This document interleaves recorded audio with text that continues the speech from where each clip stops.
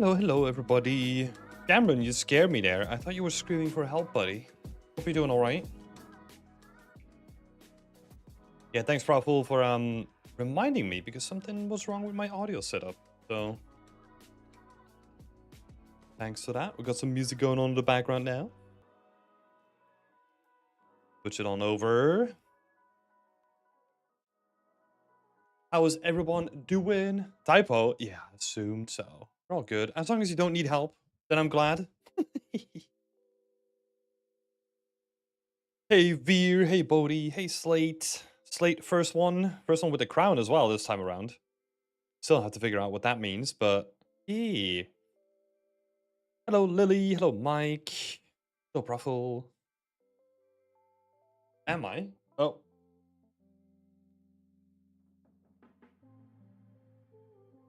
Am I? Yeah, at least the first one in the chat. And now you're number 3. No! Oh, now you're number 1 again. Yeah! This is a freaking roller coaster. I got 6 shirt today. Yeah! Let's go! Let's go! Feeling a bit toasty as well. Pretty warm, so we'll see. We'll see. But yeah, hope everyone's doing well. I want to show something off first. Most of you have already seen this, but I am pretty proud that I can finally announce. Which one? Hey, we got a new event. So this is something that I've been cooking up for, well, myself and 2 of my co-organizers, co-hosts have been cooking up for a while. So we're hosting a game artist meetup in Cologne. It got announced yesterday and it's already full, fortunately. However, if you do plan to be at Gamescom and you want to be at the event and you're part of our community, let me know. Send me a DM on Discord and we can sort you out. There's still some spaces left. You know, there's a little bit of a buffer that we intentionally kept for people that we want to slot in later on. So yeah, it's myself, Lea Kronenberger, and Jasmine Habasai Factory getting together and organizing a lovely meetup. I'm freaking excited about this. This is gonna be good. We got our lovely sponsors as well. This is kind of a weird one because it's the first time that that I'm organizing an external event, whereas before the meetups that we did was sort of like they were like beyond extent meetups, right? So we kept them like into. But this is actually an event that we're sponsoring and like co-organizing. So it's kind of like we're doing this to reach like a broader audience. So that's why we're also featured as a sponsor as well. Because thanks to all of your lovely support, we can actually add more people to the event. So that is freaking awesome. Thank you so much for the ability to do that. Otherwise, we would have less people on the. So that's why if you want to be there, if you're gonna be at Gamescom and you're looking to join us for an evening of free drinks, free snacks, and a lovely networking with a bunch of fellow artists, let me know. And yeah, massive shout out to our other sponsors as well. We're sponsored by Nvidia Frictional Games, which is Leia's company. They were super kind enough to like sponsor us. They were actually the first sponsor that was on board. So massive shout out to them. And then we got Side Effects to sponsor us as well, specifically Houdini, which is awesome. Yeah, it's going to be lovely. We have the meeting location on here as well, which is going to be in the center of Cologne. That's going to be awesome. This is what the space looks like as well. So I think honestly, Jasmine did a great job of securing our location. So really happy with that. I think it was a combined effort of. Wait, was it Jasmine or was it Lea? I can't remember. Well, shout out to them both anyway. Yeah. Super happy that we got this off the ground. And I think if everything goes well, we could potentially turn this into like a recurring thing, which would be nice. But yeah, we'll have a look and see how the first one goes, and then we'll. Gamescom seems fun. It is fun, honestly. Like it is my yearly like recharge because for most of the year, what happens is that you're just exposed to like the gamers like online, and usually you get exposed to them not in the good way, you know? What I love about Gamescom though is that it is not a game dev only event. It is also just like a commercial event, and I get to see the excitement of the people that actually play the games. Just freaking awesome. I love it. And I get so energized from being surrounded by people that are just like fucking pumped by like playing games. Most of them wait for like multiple hours just to get like access to a game. Just freaking amazing. Including myself, by the way. Happily standing in line. The cool thing is about like Gamescom is that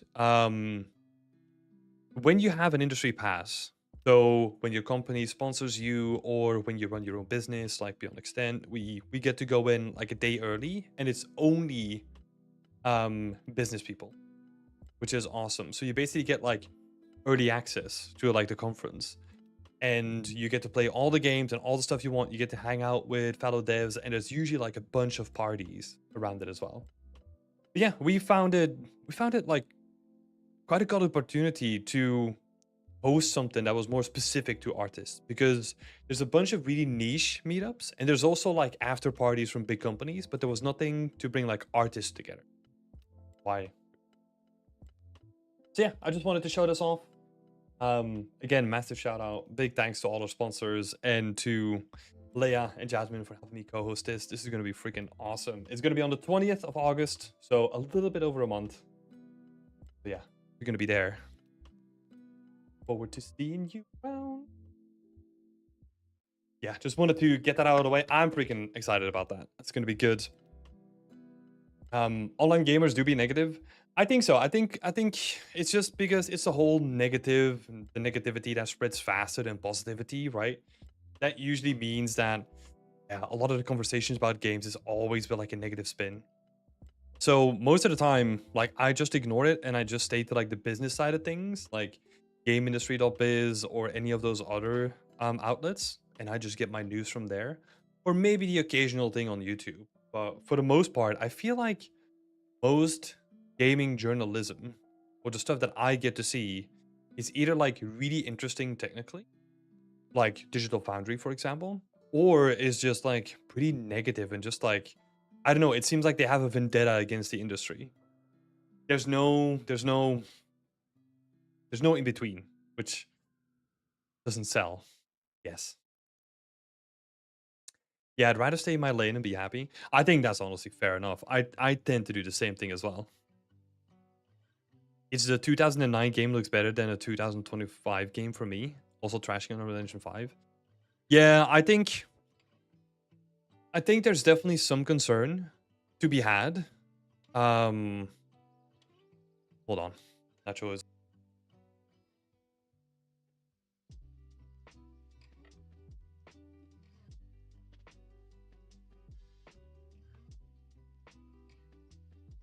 Sorry, Nacho was digging.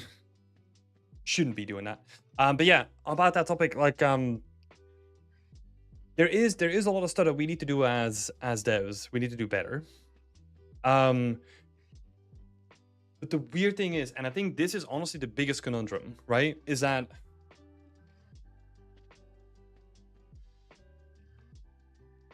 the games industry is secretive because so much of it is perception, right? Like the games that we make, we can't show them off too early because then they're gonna look like hot mess, because they are in that stage, right? Because it's a creative product and like stuff is still coming together, sometimes even later than people expect. So we can't really show them off too early or like too broadly, right? But there is like a real need, I feel, in my opinion, that there's like a real need for more transparency, because that's also where like the comment of like gamers sometimes think weirdly. I think that's also not 100% their fault, you know? I think if they do it on purpose and if they do it to like attack the industry because they have like a bone to grind or whatever you call it, that's different. But I feel like a lot of it is just because the industry changes super fast. We're going through a massive transition now. And I don't think that the public perception of it, they just look at it as like a product, but they don't really get too big of a glimpse into like the back end of it, right? Like how a studio functions, like how we're currently in a transition, like a massive transition because of a lot of pressure on the industry, and how that is affecting like working in the games industry, or like even how the product is made, right? Like how the game is made. But yeah, it does always come with the downside that we can't really be open, because as soon as we do, then basically the risks like don't outweigh the positives. And it's kind of like a catch-22, you know, like we should be more open, but if we are, then I don't know. Like that is not, well, that is not what AAA can do. I think other developments, they actually have it better, because look at like indie games or look at like double A games where they're like way more open about their development, and it's actually appreciated, right? But I think there's something, because AAA like has all the money, as soon as they don't deliver like a thing that is pristine or is pushing the boundaries, then it just sucks. Like it's all or nothing in AAA. Where like it's a bit more forgiving, in my opinion, in like smaller games. Coming to the openness of, I guess gamers not knowing any better is expected, because, well, how could they? Yeah, I think so. I think that's in part of it. And I think there's also like the other side where, especially on YouTube, there's just this constant cycle of just like, ooh, I need something new to shit on because that is gonna get all the clicks, right? And if the next game just happens to be the next thing that is gonna be shit, then they will focus on that instead, right? And that then creates like a spiral where a lot of people don't get all the info because they just look at like one YouTube video and they tell it to their friends, and that just spirals out of control. And it just has nothing to do with like the original reporting again, right? Which is kind of like a game of Chinese telephone it was. Yeah. Yeah, at a certain point, like honestly, like after I finished my first working on my first game, interesting. We were so integrated within the community that it was actually um that it was actually yeah, really interesting. Because we were so integrated with the community that we were pretty open as well, and there was a lot of back and forth. And now looking at like the more bigger AAA stuff, like there is definitely like a wall until we think it's ready, then it goes out, right? Some gamers disable anti-aliasing to get a sharper look. I personally don't get it, not gonna lie. Uh yeah. Here's another one that I don't get though. And I think this comes down to personality, right? Is there's a lot of hate for motion blur. I've never gotten that hate. Like I don't get like disabling motion blur and all that kind of stuff. Does it matter that much? No. So I guess there's also a side that doesn't really care that much about those specific things, right? Motion blur is cinematic. Maybe that's why. Maybe, I don't know, subconsciously does do that to me.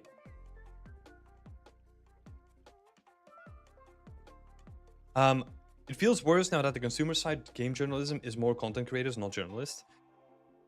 Yeah, I feel like they definitely get more attention, right, than the classical journalism side, which is also not helping with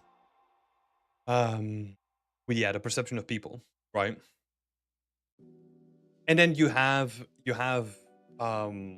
those like YouTube channels that blow up because they're like really anti what is happening with Unreal, right? You've all seen them.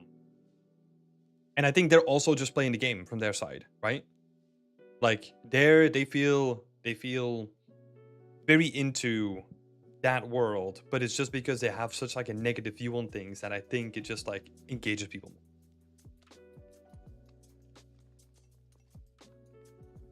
You're just used to playing without it, so I turn it off every time. Yeah. I mean, look, here's the thing. That's totally fine, right?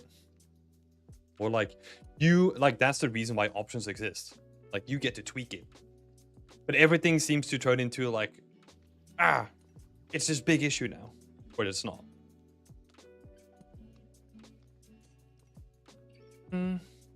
Vera saying, I'm doing good, getting used to using booleans with sub D. Boolean cleanup is always a bit of a pain.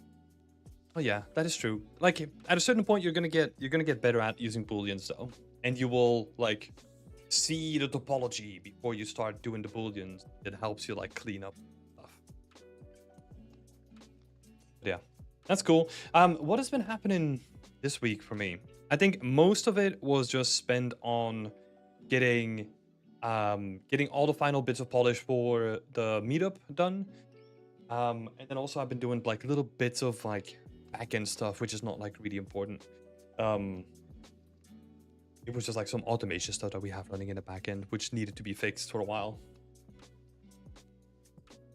Yeah.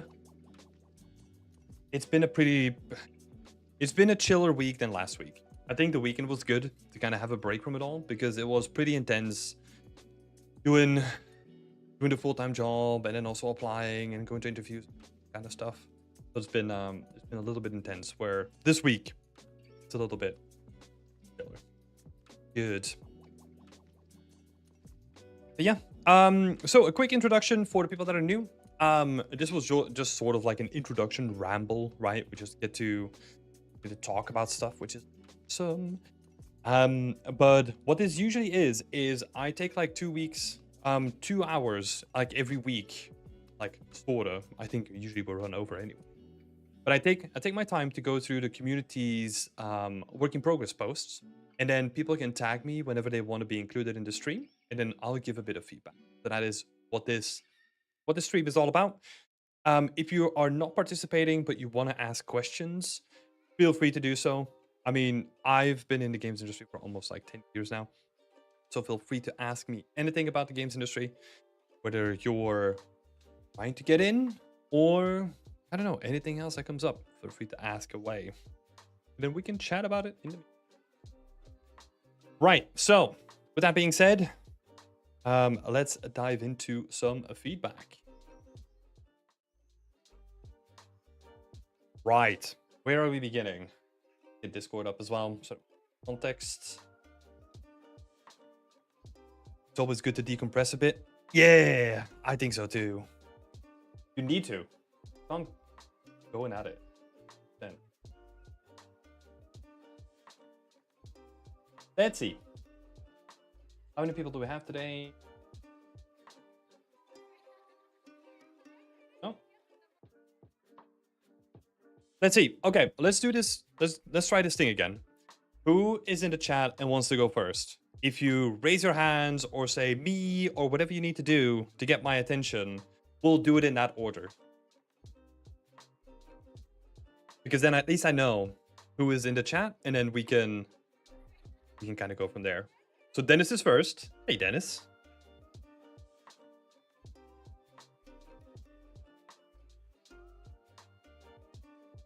Good.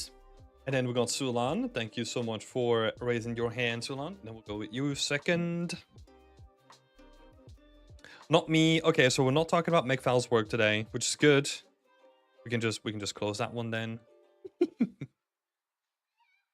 Then we got Cameron. Awesome. Cool. Right. So that means we're going to be starting with Dennis. There you go. I think this is just like a couple of questions, right? This is not necessarily like direct feedback. I mean, that's true, Megval. It is tradition to have you towards the end. So, I don't know. I thought, hey, maybe you want to go first for once, you know? Or are you so used to being in the back of it now? Cool. Let's have a look, Dennis. Japanese rural house. So I'm starting on my next environment, a Japanese rural house. This will be a small scale diorama, which is good. Love it. Allow me to push the quality of the assets as far as I can. So my main challenge right now is developing a clear and compelling story, since the scene includes only the house exterior and a small surrounding area. Without an interior, there's less space for storytelling. Okay, so we're not doing an interior. Made a couple of notes here. If we're kind of at the starting point, right? if we're kind of trying to figure out what we want to do with, let's say, this concept, is the way, like, if you don't really have like a story to begin with, what I tend to do is kind of flip it on its head and start with emotion first. Like, what is the kind of emotion that you kind of want to portray with this environment, right? It can be love, it can be peaceful, it can be hate, it can be whatever you want it to be, right? And then from that emotion, we can kind of start looking at, like, okay, let's say we go for the emotion of hate, right? So I'm imagining, like, based on the story here as well, that there was some sort of attack or some sort of war that kind of happened, right? Then we can decide how we can distill that emotion into a story that makes sense. And that allows us to then pick my pen up. If we then go from a story, that allows us to then have all the assets that we need, right? Or come up at least with a list of assets that we need to convey that story properly, right? So that's where I would start. Starting with an emotion, trying to turn that into a story, and then turning that into the assets that you need. Obviously, because we're doing an exterior only, everything is going to have to be done on the outside, right? What I would do, even with those emotions in mind, I would try to figure out function of the building, right? Because that's going to be important, and it's basically the function of the building is going to dictate, like, the story that we can do. So we can kind of work from the function first, or we can start from the emotion, story, and then the assets first, right? It's kind of up to you how you decide, but these can basically be swapped, right? Hey, Brandoom, it's been a while. Good to see you here. How you doing? So yeah. This house is always going to need a function, right? So let's say we start from a story. It got affected, if we keep continuing, like, our train of thought, right? Like, it got affected by war. Like, why was this one specifically affected by war, right? Was it just indiscriminate and they just were like collateral damage in the war? Or was it actually purposely targeted to be destroyed? Because that depends on the functionality of the building, right? Let's say if it's a bakery, then I'm not expecting it to be intentional destruction for the purpose of war. If it is like a guards barracks, then I'm expecting more destruction because they want to burn the whole place down, right? And you can kind of see that even if we pick the function or the story, let's say, like, want to go for like the emotion of hate, and that then turns into war, it still can be different depending on the function of the building as well. So all of this to say is, I'm trying to give you like a couple of frameworks or like questions that you can think of where you can instill whatever you want to do up onto this image, right? Because this image comes with like some stuff baked in. I think this is like a fishery or something like that. It's kind of hard to see. But you can just strip all those assets out and then turn it into something that you want to make, right? So that's the way that I would approach it. Let's see. Because even without an interior, right, you can still do a lot of storytelling. It's just gonna be, you're gonna have to go for something either affecting the whole building, or you have to be more specific with the assets that you're gonna use, right? So with the war angle that we're gonna go for, let's say I'm imagining that they broke into the building and that, I don't know, they dragged some stuff out of the building to make maybe they're plundering it, something like that, right? But I feel like it doesn't need to be like super deep with this kind of stuff. I think it's just an indication of that you're gonna go for. Yeah, I hope that was helpful, Dennis. It's nothing specific, right? I'm just trying to give you the frameworks for it. You can think about it. Yeah, best of luck. Have fun with this. It's gonna be good. Connor B is saying the telephone pole in the old style building is interesting. It could be a story there. Yeah, now that you're saying that, it kind of feels like this is out of place. From like an artistic perspective, I feel like the telephone pole kind of feels like it kind of kills the vibes of like, oh, this is a traditional building, right? Actually not include that. But I mean, here's the thing though. You can turn everything, well, yes, almost everything. You can turn anything into like a story, right? Or yeah, the telephone pole is looking add in there. Like it's added in there. Yeah, if it kind of feels it's kind of disjointed because here's the thing. You can again do a story exercise, right? Where oh odd, that makes sense then. But you can go both ways, right? You can tell a story about transition where there's this traditional building that now has power and maybe there's some other technology stuff that kind of got added onto it and it's like this weird hybrid building now. Like and then you can kind of focus on the tradition of time and like how these like traditional people are trying to survive in like a technological age. You can make that really cool, right? I'm imagining almost like something maybe not necessarily cyberpunkish, but like we're taking the roots of this traditional building and then just adding modules onto it that make it look more futuristic, right? We take the design style and we make, depending on the execution, it could be something really cool. But we can also do the other thing where it's like we remove the telephone pole and we double down on the traditional angle. We could also do that. And again, that's the beauty of environment art, right? Especially for your own work. You get to decide where you want to go. Even if it's a concept, you can still tweak it and use it as like a base inspiration. Cool. Thanks, Dennis. Best of luck. I hope that was helpful. Oh, I closed it immediately. That was then, but here we are. Yeah, we'll share these images in the community chat afterwards as well, so that you get to look at the overpaints too. Cool. Next one up for today, we have Sulan.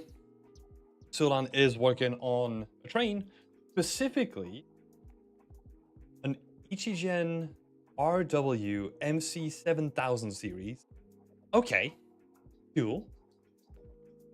It's driving on a specific rail line from Japan. I love the model and story surrounding train lines area. My main objective is to make a train as close to the one that I'm referencing. Right. So right now I'm focusing on the shapes and the high poly first, so I can figure out the technical stuff later. But I do want to have a clean version to then make it rusted and abandoned feeling later on. Okay. Okay, there's already some stuff in my brain that is just like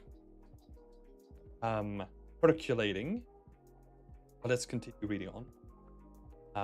You wanna do the rusted and abandoned version with tilables and mass, and therefore implementing an environment art approach to some of the textures. I'm planning to have some features made such as or POM. I mean, that's all optional. I don't think you're gonna need POM anyway, unless you're gonna do like a mid poly workflow.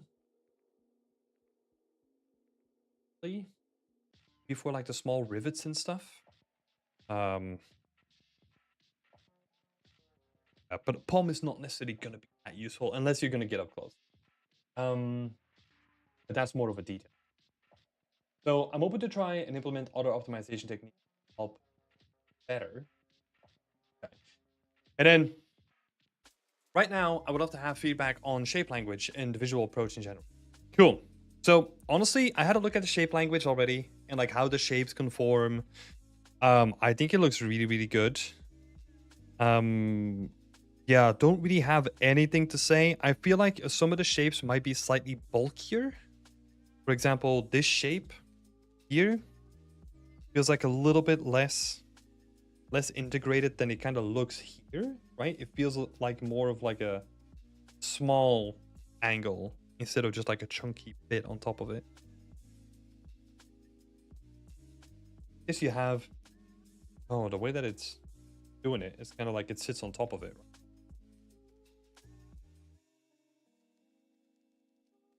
Let's see. Yeah, I think it literally just sits on top of it. So there's like this element that kind of sticks out of it. And then it kind of feeds into like the base shape again. That's a smaller detail. So basically, it doesn't look like that lip is here from I can tell. Which makes sense, right? Because they want to keep like the main shape as aerodynamic as possible. So this lip. But that's a small thing. I think overall, like the main shapes are really good. I love all the detail that's going underneath here. This is really well executed already. And also a lot of it is, it has to look functional, but it doesn't have to be 100% perfect, right? So you would make it more remarked. I think it's just this lip, right? This lip needs to go. Because it looks like this shape is sticking out, but then the rest of it, like, is not sticking out.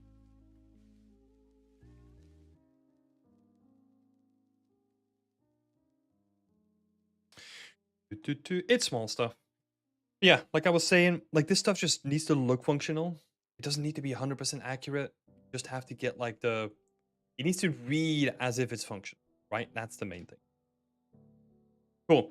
But I think the biggest thing that I wanted to dive into is some of the concerns that I have when it comes to the way that you're going about things, right? First of all, as a condensed version, you're making a high poly first, right? Because you want to get like all the shapes and all that kind of stuff done, which fair enough. It kind of makes sense. You can repurpose the shapes anyway. If you want to make like a lower poly version, that's all fine. Not really that big concerns with it. But the thing that I have a concern with is that you want to make a rusted and abandoned version later on, which you can do, but you have to be smart in the way that you do that approach, right? Because there's one way of doing it where it's like, hey, I'm gonna make the full clean version first. And then if I still want to do it, I'm gonna make a rusted and broken down version, right? You can do that, and I think that could be a way of working. But I think, yeah, if you want to be smart, you kind of need to have a look at like how you're gonna do that from like a technical aspect, like which surfaces are going to be done with, like, let's say vertex paint or with material blending, or how you're going to do that blending, right? Because to a certain degree, a clean version is going to be easier because we don't have to do a lot of material blending, right? We don't have to blend all that rust and all that dirt and all that kind of stuff in there. So that's easier to do than a dirty version. So I would keep that in mind.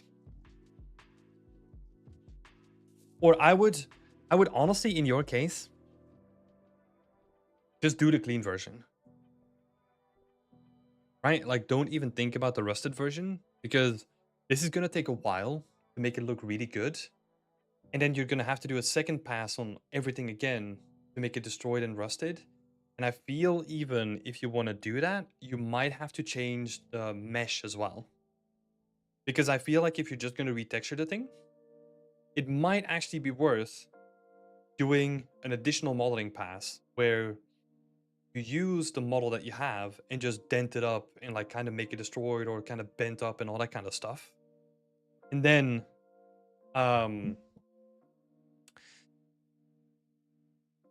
you kind of have like a better idea on how to make it destroyed.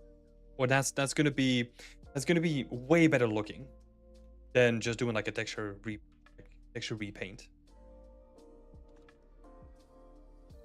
I think that could look, but that's going to require more work. Let's see. I kind of want to have the blend with the vertex paint and the Heidler, but specifically on the chassis, since I think the rest of the machinery would work better without the vertex paint. I have to prefer everything. Cool. So here's where we go into the actual workflow, right? Because you mentioned yourself, I would try to implement like an environment art approach. You need to on like a big surface like this, on like a big chunky thing. You need to combine multiple different methods of working. Let me do a quick overpaint here. So we're gonna do so I have 3 variations here. I have high to low poly, right? Which is your standard. You take it apart and then you just like make it high poly, get the low poly from it, and then, or like do it the opposite, and then make it all down, right? This is perfect if you want to get the maximum amount of detail, right? So here, if you want to go for detail, it needs to be high to low poly. Then secondly, so we have the biggest detail already sorted out.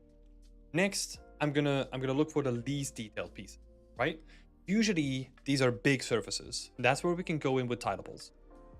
And then anything in between, we can kind of do with trims. So trims, they allow you to do like detailed surfaces, but like if you reuse them a lot. So for example, like ventilation strips, or like little trims around like the poles, or like those little anti-slip trims that you have like on the bottom floor, like all those little details. Like you can just make like one trim and have them all on there, right? And that gives you a lot of flexibility because now we're breaking the thing apart into multiple workflows that actually give you the best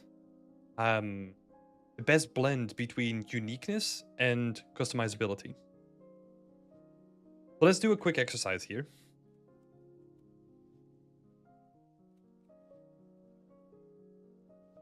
First of all, we're going to start out with high to low poly stuff. All this stuff underneath it, all those detailed like pieces, those are perfect to do like high to low poly. Same for some of these details on here as well. Right? Whatever needs to look like pretty cool, you can just add that as like high to low poly stuff. Right? And then maybe include like some of these smaller things as well. Because honestly, once you have like 2 versions of this, you don't need to make all of it unique, right? You just need 2 of them or like 3 of them, and then just like texture them slightly different, and now you can just plaster the whole thing with it if you want. Cool. So same for these guys, because it would be nice to have them looking unique. Those handlebars can be reused from like those handlebars down there, so that's all good. Those window wipers, that is good, right? Cool. Honestly, high to low poly stuff done. Now, moving on to tilables. Well, hold on. Let me actually do trims first. So whenever you have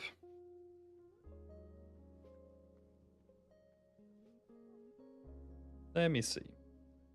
I mean, the exterior is not going to be like a lot of trims, right? Like I was expecting. Because the exterior is pretty bland, actually. On purpose.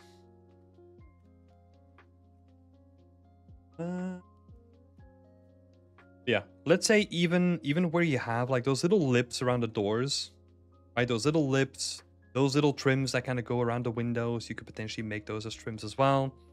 So let's see. You're doing stuff like this. It's all trim. Trim is gonna be way more useful on the interior than the exterior, right? I thought trims on pipes and stuff like that, you can do. Yeah. It depends on how lengthy the pipes are, because you don't really have a lot of pipes in here. But for example, on the interior or here, you could potentially use like a trim on those guys. Right? But for those poles, like no, probably a trim. Because we're not gonna have, well, wait a minute.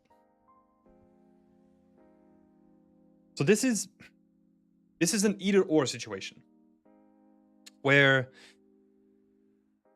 because we have like space up here.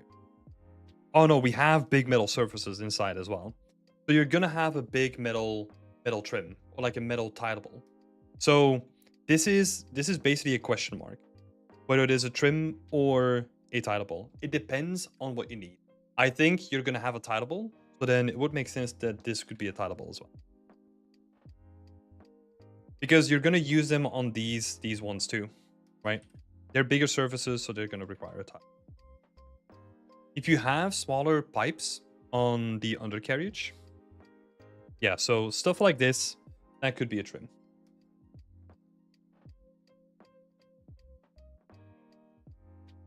Right, so like all that pipe work, that could be a trim.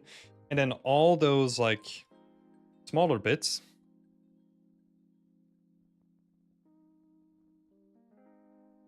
that's all going to be unique.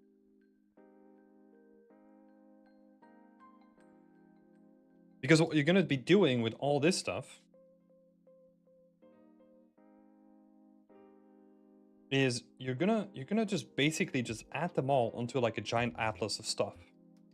So whatever you need is just gonna be like on one big texture all together. And now we get to the tileable stuff, which is basically, it's super simple. It's everything else, right?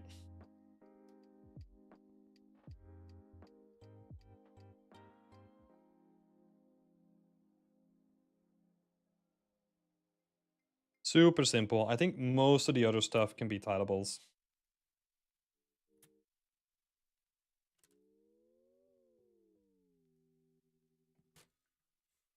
Not gonna color the whole thing in, but you get the point. So that's the way that I would do it. The interior is gonna look a bit different if you want to do it. But if you're gonna be doing an interior, the breakup is gonna look a bit different. But yeah, at that point you have like a set of textures and materials already, so you can just repurpose those. But yeah, that's a little breakdown of how I would approach it. Pretty straightforward, honestly. Would you try planar map those, or would you just have the whole UV overlapping other islands where it's proper textilence? You mean for the tileables? So, I'm really curious, Sulan. The interior would be something for later. I'm curious about that one. Because it is an ambitious project. But for I wouldn't do triplanar. Triplanar is costly, and if we're thinking about the game showcase, right? Like if we're thinking about like how this would be used in a game, triplanar is usually world positioned, right? So while I'm thinking about like the shader triplanar, right, where you do it in your material, you might be thinking about like the substance painter one. But basically, what you want is, because you got like those stripes and all that kind of stuff, right? Is all you need is you don't need triplanar. You just have your texture. That is, in this case, you're only gonna tile left and right, and then you're just gonna build in like all those stripes, right? And then you can just wrap the whole thing in it. Yeah, I wouldn't do Unreal triplanar. It's really costly because you're doing triple the amount of texture samplers, right? Because you need one texture sampler for each angle. So that's not gonna work. So UGV with its proper text density, yep. You can object space triplanar, at least you can in Unity. Yeah, you can, but it would still be like a huge waste of especially for this case specifically, it would be a huge waste where we can just like store it inside of a static texture. Because it would literally be the case, that you just like, you can honestly, what I would do is, well, you're not gonna like a planar projection, but follow my thinking, right? You're just You put your Blender in side view, you have planar projection, and you got your UVs done for the whole thing, for the whole body. That's it. Of course, you need to do the front and the back separately. That's going to be good. But the main body is done. Super simple.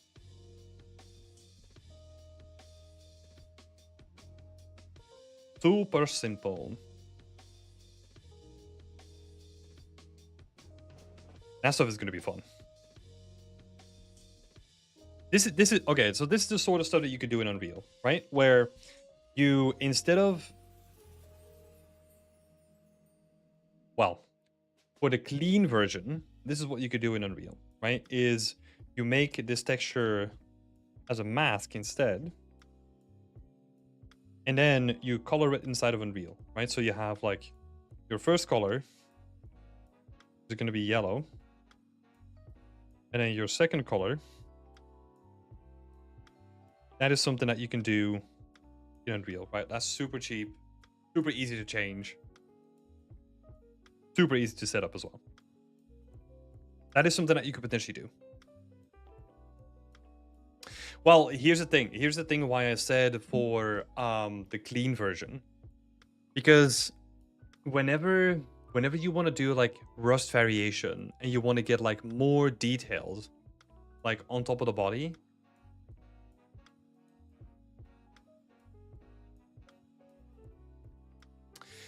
it has the potential to, you have to set it up properly because it has a potential to fuck things up. What I mean with like fucking things up is because now we have to think about the blending of like all those different surfaces together. And then your mask is just going to be coloring like a certain region of the mesh, right?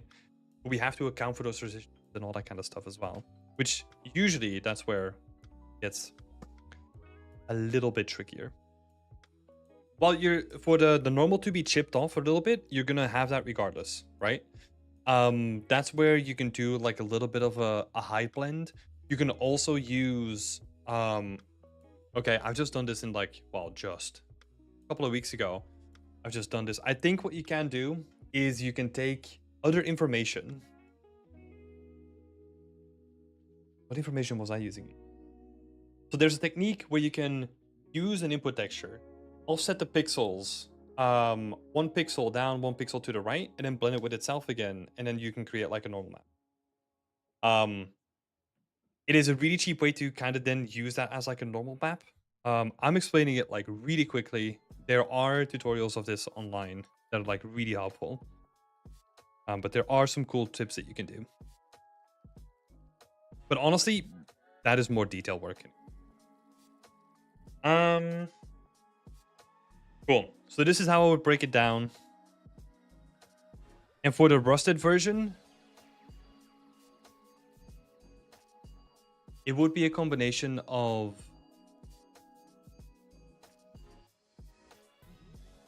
so here's the thing. It would be a combination for the tidables. It would be vertex paint. For the trim sheets and the unique stuff. For the unique stuff, it would be easy. Like, I'm probably going to go with like a second UV mask, and then you can do whatever you want to, right? For the trims, you might have to do, depending on the surface that you're going to be using it on, you could potentially use vertex paint or a second UV map. It kind of depends on what you want to go for.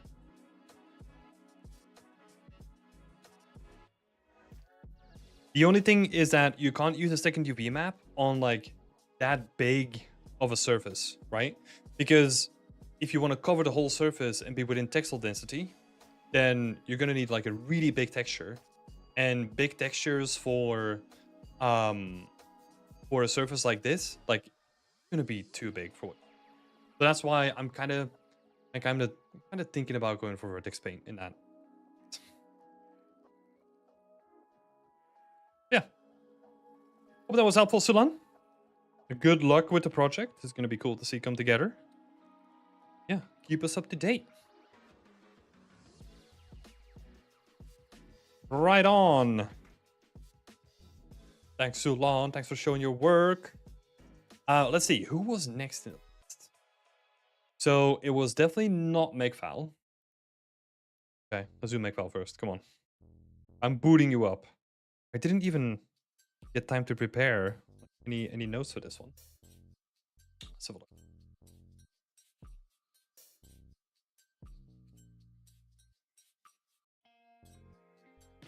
So, I tried to complete my mission to remove all the straight lines and still want to make the planks a little bit less straight, even though the reference is fairly flat.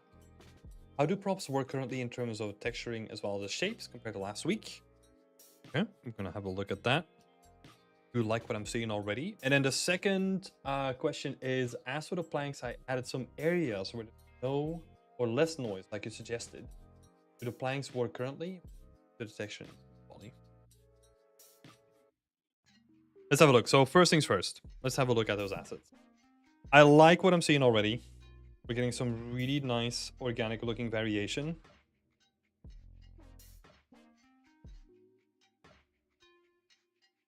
I feel honestly everyone should be on this mission where they try to kill like any straight line that they might have. So I respect the mission, sir. You're doing a good job. Let's see. I do like what's happening here, like on the roof. I really do like it. You might have to watch out depending on how close you're gonna get with the camera by like how choppy, like how low poly you're pushing things. It is better to give those spaces like a little bit more.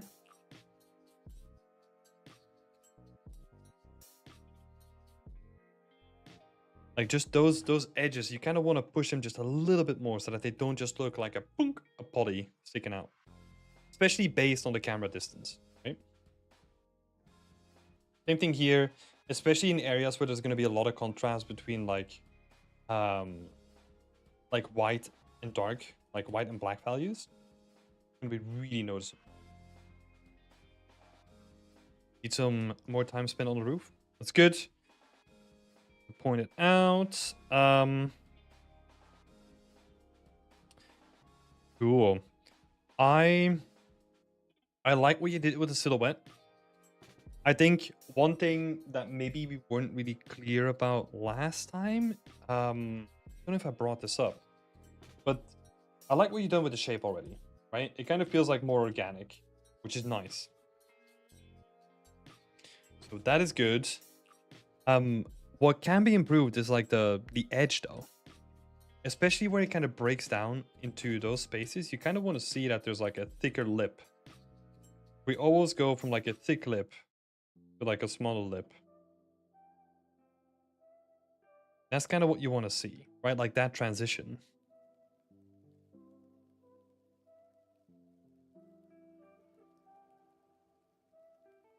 Because whenever like a material transitions into another material, like that material is going to respond differently. And one way that we can actually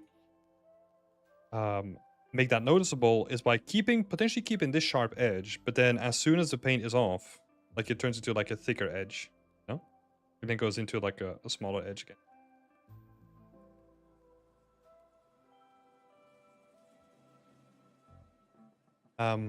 Usually in the normal map, you just sculpt a little bit, take it down. But that is definitely going to help. If we zoom out again, I do still feel. Let me try it out. Yeah, these guys are still like just really flat. I think, yeah, making them a little bit more wobbly. Good.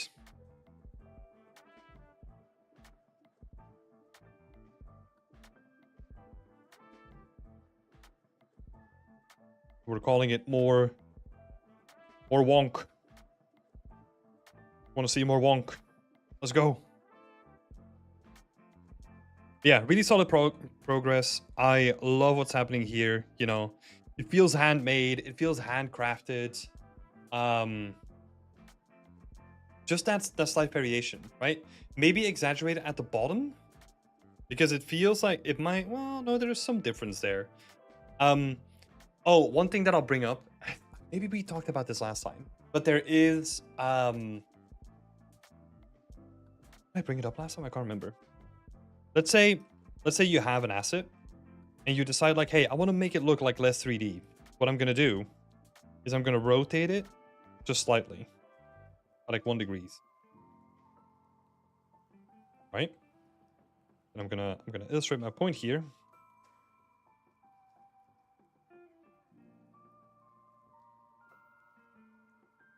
That is definitely not 5 degrees, but hey. There's this thing that happens where 1 degree is like an accident.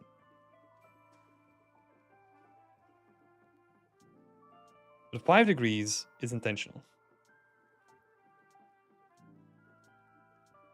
But this can apply to any sort of transformation that you do, right? Like I'm talking about scale, I'm talking about rotation, I'm talking about translation, like all those different things. So whenever I see something like this line, there is variation, right? But it's almost too small to be noticeable. So this starts to feel like a little bit of an accident. Whereas the top feels very intentional, right?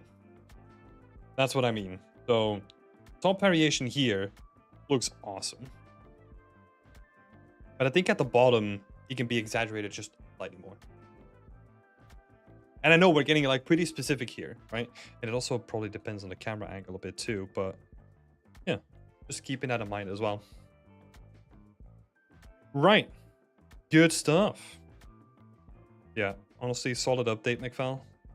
Not done yet, though.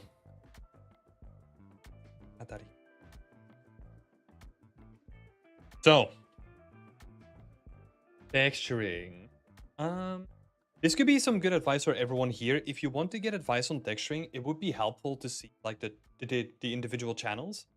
Because in the lighting condition now, it's kind of hard to get a good read on the material, right?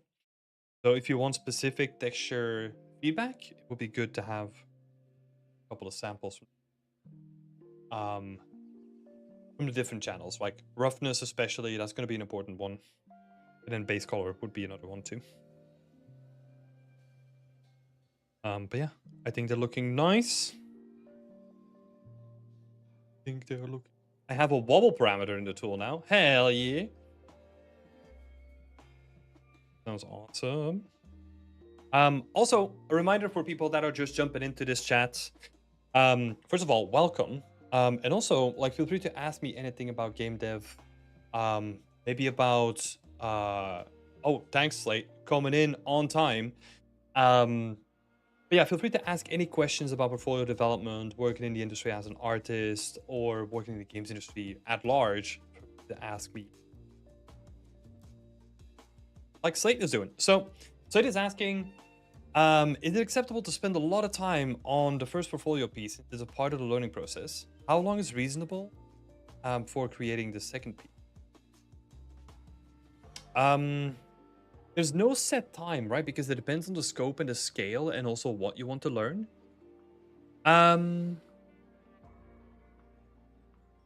What I would say is that you're right. In the beginning, what you're going to be focusing on is you're going to be doing a lot of learning, right?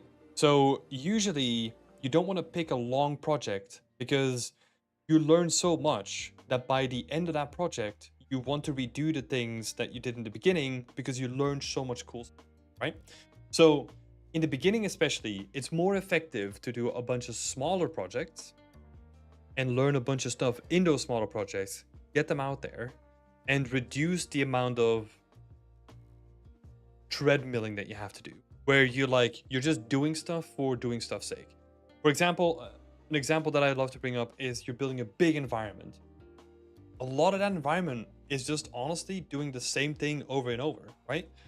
You take a prop, you do whatever you need to do it, like you texture it, you unwrap it, like all that kind of stuff, and you're gonna have to do that for every prop in your scene. So you're always doing that, but you're not really learning from it, right? So with projects, you wanna spend as much time learning new stuff, and then at a certain point, you're gonna get to the point where it's like, okay, I feel like I have a good grasp of like all the things that I wanted to learn. Now I'm gonna make a diorama that showcases all those skill set, and I'm gonna push them up to the highest level that I can, right? So that's why I give the recommendation to work on individual things first, usually smaller assets, like really refine the craft, and then do a bigger piece. But there's no sort of set time, right? I think if I were to give like a time recommendation in the beginning, be a good time recommendation. It depends on how much you need to learn, but I would say 1 to 2 weeks is a good time. And this is literally, it's also completely fine to do stuff with a purpose and then don't put it on your portfolio too, right? So what I'm talking about is, let's say you want to do, simple example is like, hey, I really suck at modeling. Okay. So I need to get better at modeling. So what am I going to do? I'm going to take a shampoo bottle from the bathroom and I'm going to just model that, because some of them have like really intricate shapes, right? Just take that and practice your modeling. Like, how would you do that?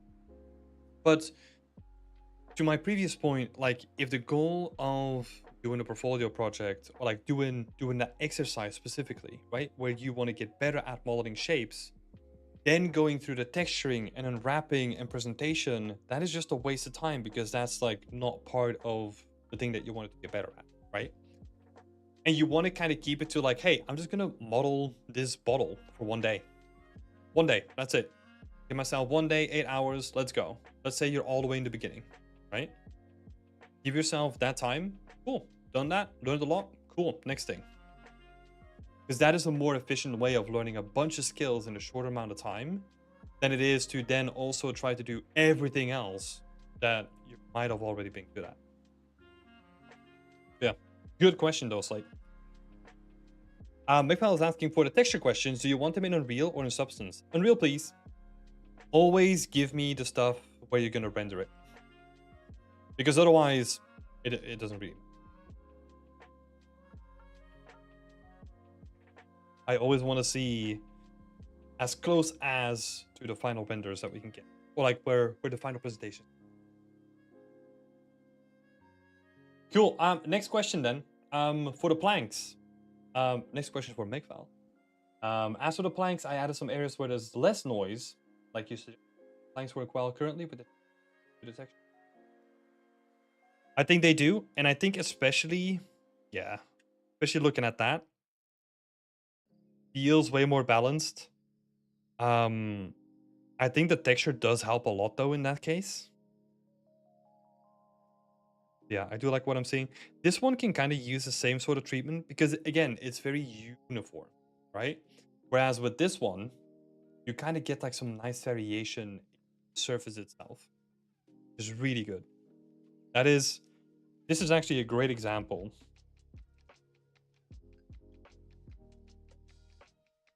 The balance is pretty good. Let's see, is this the same plank? Because this plank looks quite nice as well. Might just be, we might just have been looking at like a noisy plank. But this one looks really good as well. Right, because we even get some like variations in terms of like, this is noise, this is a bit more rest, right? So there's like contrast happening on like a bigger scale, which is good. The ones next to each other are the same planks with different textures. Oh yeah, I got that. So like these two are the same, right? But I think these two are also the same, but this one looks too noisy compared to this one here. Like I think this one looks good. But I'm okay if you have a noisy plank, because now we can use variation, right? We can use that noisy plank in an area where we intentionally want noise on the asset, which is good. That's where the variation comes in handy. So I don't think you even need to go back and change that one. We just have some variation within the kit now, which is really cool. Yeah, great stuff, my pal. I know that my notes are just like hearts and scribbles, so apologies for that, but yeah. Let's see, was that everything? Yeah.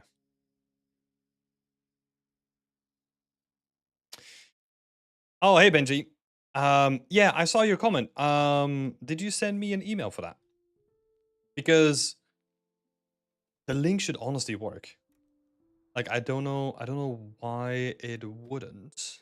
But if you can send me a message, like an email, that would be good. Then we can like investigate. If you can just send me like what the link says, that would be really helpful. That we can get you into the community as quickly as possible.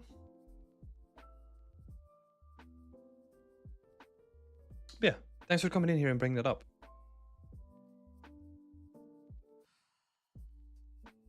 It says that the link is expired. It is definitely not. We have people joining constantly with the same link. The link that we've been using for like ages. So I don't know what.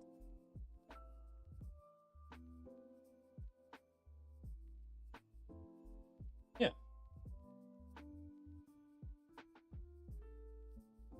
Here's the link. There. It's still active as well. Sometimes Discord does that. Try clearing the cache. That's not a bad shout. I'm trying to think if we had other instances where it happened, but I don't think we did. Yeah. I have no clue how to fix that myself either. Because we've never had it. Cool.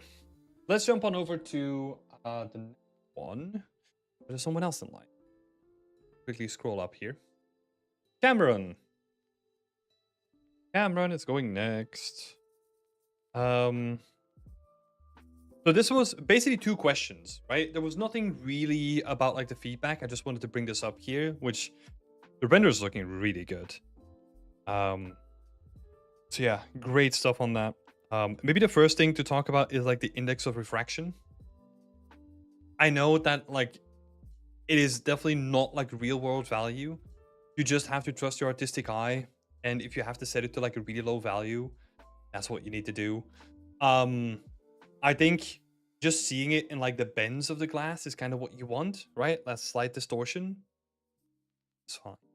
So this, the way that you approached it, honestly looks pretty good. Where you can kind of have like that distortion on the edges.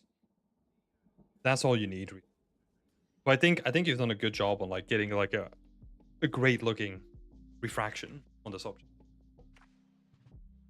Let's have a sheet. Shall we? I couldn't pronounce that. So first question here is it's about the difference in renders. So the question is basically my render looks differently in Marmoset than it does in Unreal. That is 100% normal. This is also why I gave you the recommendation to get it into the final render as soon as possible, right? Because what happens is like the lighting setup that you have in Marmoset or in Substance or in Unreal, they're all gonna look different because one uses studio lighting, one has like ray tracing, one has like path tracing in it. Like they're all using like a different tech. So I would try to get it into the final render engine where you're gonna do the presentation as quick as possible. So yeah, that is completely normal. And that is also like with anything that you do, get it in the engine as quick as possible. Anything. Especially as environment artists, I cannot stress how important this is. And this kind of leads us to the second question, right? Which is more about like the workflow itself. How to so you're asking when creating blockouts for a scene, is it a common practice to do this inside of Unreal? Or if I'm more confident in Maya, should I just create the scene in there, bring it to Unreal? There's a couple of ways to go about it. The industry standard technique though is you create your assets individually in Maya and then you do your scene composition in Unreal. That's the way that it's always done because you have like one big benefit is that you can individually update stuff independently from each other. So let me explain what I mean with that. Let's say you have a scene where you have like 10 different assets. If they're all like their own separate FBXs in their own files, you update one FBX and Unreal only has to do an update to one, right?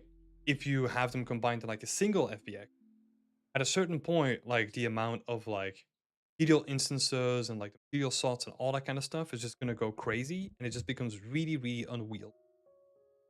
But yeah, basically the workflow is you got your assets in Maya, you export them to Unreal in the blockout phase, right? in the blockout phase, you just like throw stuff together. So you build your level, and then you just update your assets with more detail as you go along. And whenever you do a pass on the asset, then you just overwrite that FBX. Unreal, you can just like re-import into Unreal, or if you export into the folder of Unreal, it will do that automatically. And then it will just update like whatever you need to be updated. So it's super simple. Use this in combination with a batch exporter, which basically, instead of like doing individual exports, you can just tell it to like export the whole scene or export selection or whatever. And it makes this process like just one click of a button. Where like, let's say I've done a whole bunch of updates to like, I don't know, 100 assets. I now just need to select the asset, click one button in the batch exporter. It exports all the FBXs and it updates them automatically in Unreal. That's it. And that's why it's important to have like an individual file per asset for that reason, and also for shareability purposes, right? In the games industry, that's how we work. Because let's say, I mean, it's a bit ridiculous to think about, but let's say we make a level as like a single FBX. Then if I'm working on that FBX, no one else can touch it. Whereas if we kind of split it off into individual components, now everyone can work on like an individual component and like has like individual ownership of that component. So that's why I just wanted to give that context. I think it's good to kind of explain that context as well. Yeah. And especially when you're working in a studio, this is really helpful with like other people, but also like, let's say outsource, or I don't know. There's so many different factors, right? Like let's say an animator comes in and he wants to start animating an asset. Then it's ideal that that asset is not a part of like a bigger level, right? So that they can work on like a clean slate. Yeah, in the beginning it's a bit unwieldy, but like once you get to like used to like world building in Unreal, it's actually going to help you out as well. Plus, that's how most in-house engines work anyway, right? If they're not using it, you're gonna have to do your world building in. Karen is saying, one thing I noticed is because the lid is split into two UV islands, I can see a seam down the middle of the lid. Uh-oh.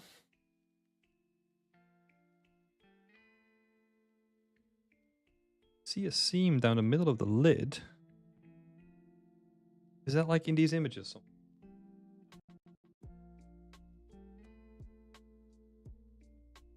Oh, here. Yeah. Well, this is a good exercise of how to UV your objects, right?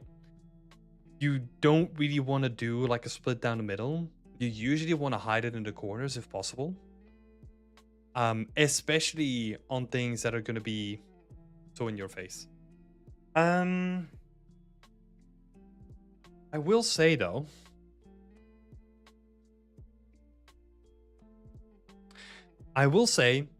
do a double check and see if that is not coming from the texture, because I have the feeling that it's just getting accentuated with by like a generator or something like that.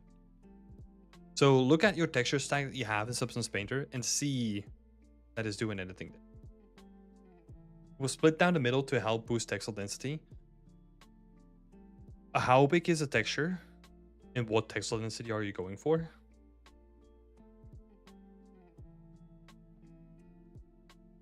Oh, it could be refraction. Yeah. That would also make sense. 3 4K maps. Oh, that's a lot though. Okay, 3 4K maps for the whole thing.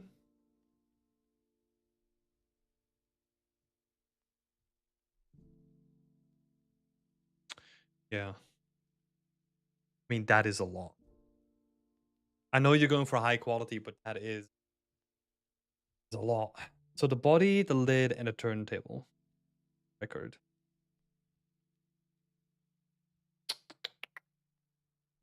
Well, I mean,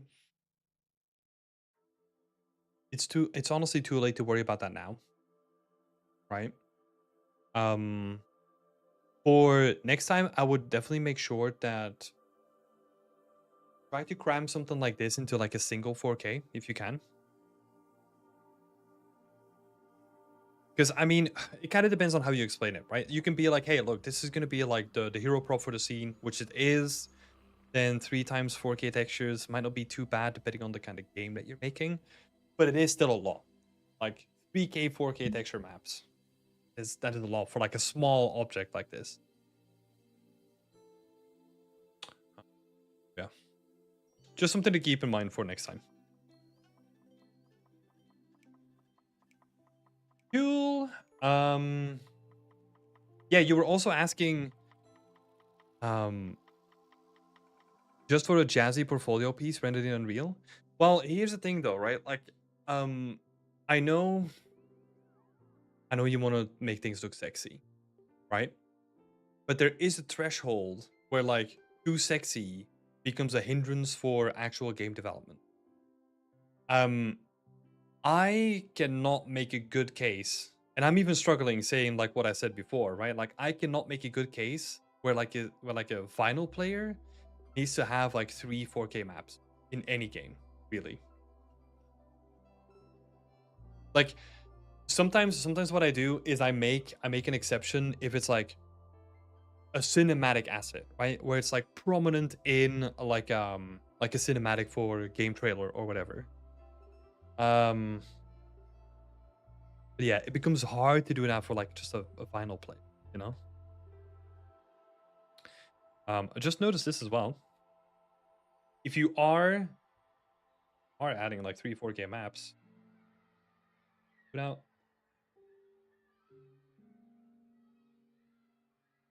sorry, I just noticed that. I think I should have noticed that earlier, but yeah, like I know what you're saying though. There's like wrenches and all that kind of stuff with like pretty high pixel densities, like texture amounts on them as well. But games are still about like a balance between visuals and tech, right, and performance. So yeah, even for an asset like this, like cramming it into like a 4K map, a single 4K map, will be advisable.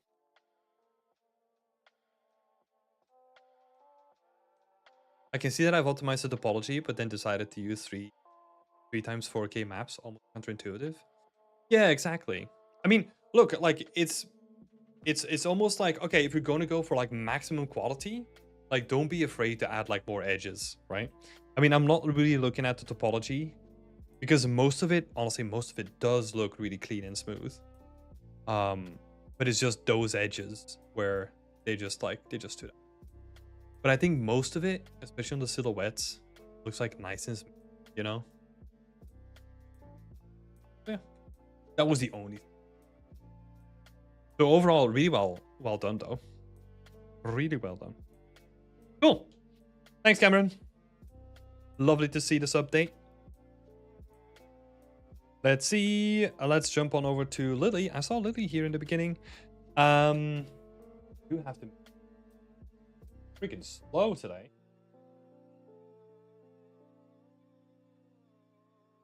Good evening. Hello, Adam. Hello, Lily. Did I did congratulate you on posting the cat statue, didn't I? I remember that was you. So congratulations on. Cool. On to this one though. So first of all, like awesome work. I think the updates are really good.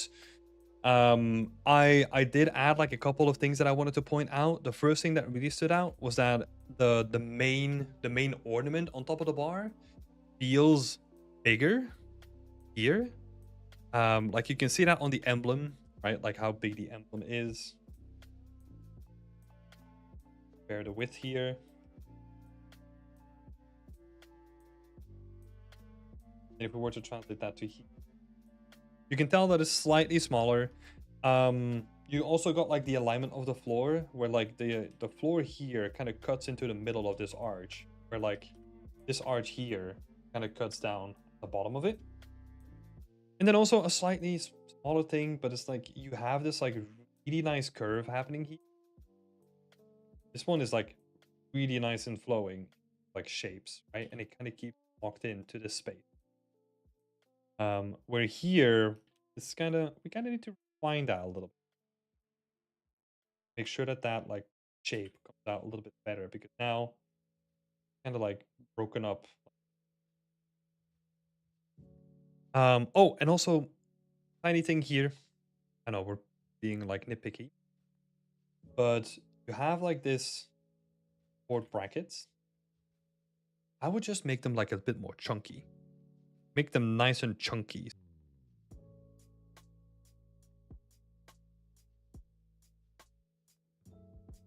Are we back? I think we had a little interruption.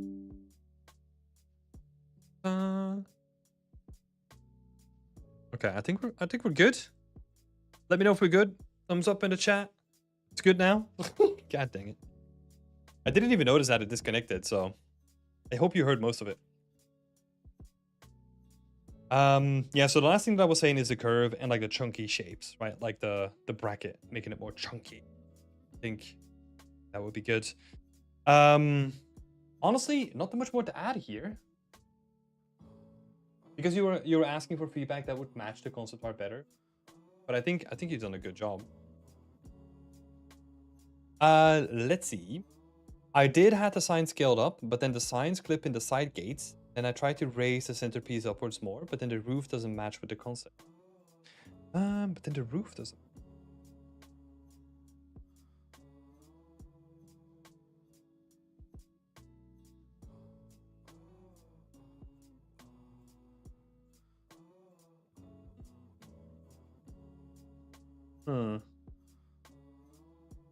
Oh, like it will clip into this guy, you mean? This banner, basically.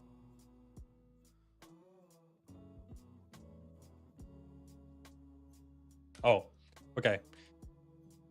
I got a solution for you. So, I think what is happening is if we were to look at this little section, the side, right? So, imagine that this is like the big... That is like the big top piece, right? So that's what I'm sketching here. And then it kind of goes inwards a little bit. So that's like the main piece of the cylinder. That's what we're sketching. And I think what you need to have is we need to push these closer together. So you have like the top emblem, like the top ornament, basically this guy. We need to push that closer to the main cylinder. And then that allows us to push these guys out, like these banners out more. And that will give you like a little bit more space to kind of tuck it underneath, because the distance between this emblem and like the back of the cylinder is like way more exaggerated. So if we just move those things about, well, basically all you need to do is just scale this guy up.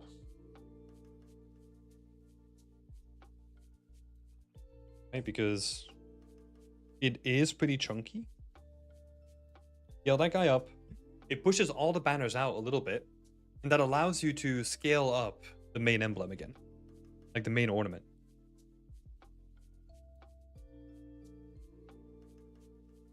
Benji, I can definitely do that if you send me an email, though. I'm currently giving some feedback, so I will happily help you. Send me an email. So that would be an option. That would be one way to do it. And then hopefully, yeah, by just scaling up the cylinder in the back, that doesn't affect like all the rest of the thing, right? Good. Cool, but yeah, the rest of it looks really nice though. Really good progress. So keep it up. And yeah, honestly, number 3, looking forward to see more. So keep it up, Lily. Nice one, Lily. Let me pick some random ones. Oh, Connor, you're in here.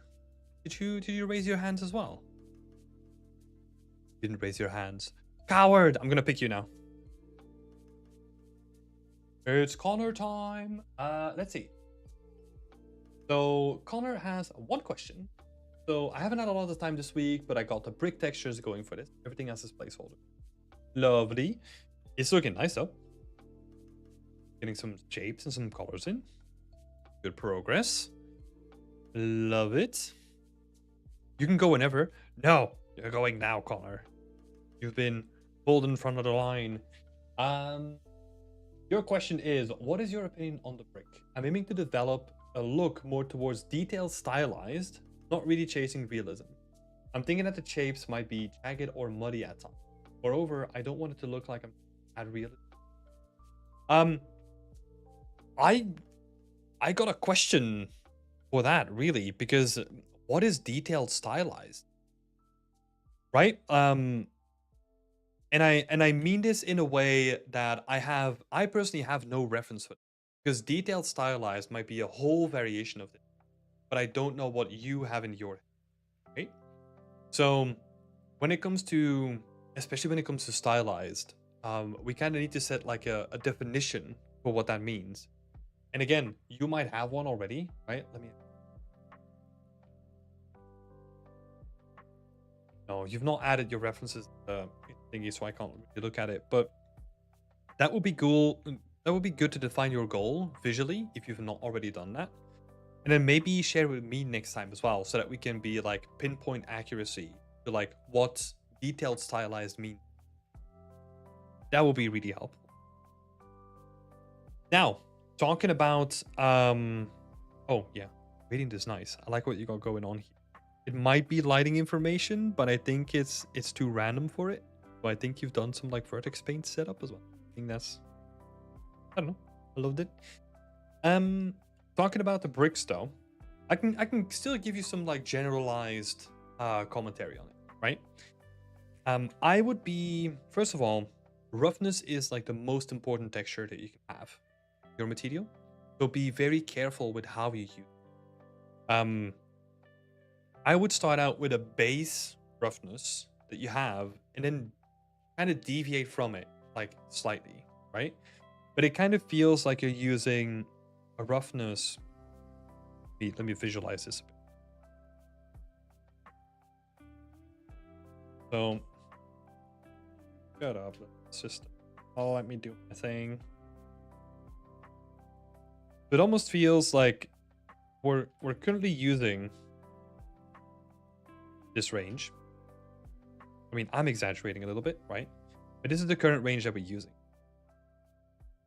What I want you to use though is like set like, okay, this is my base roughness, right? I feel good about the bricks.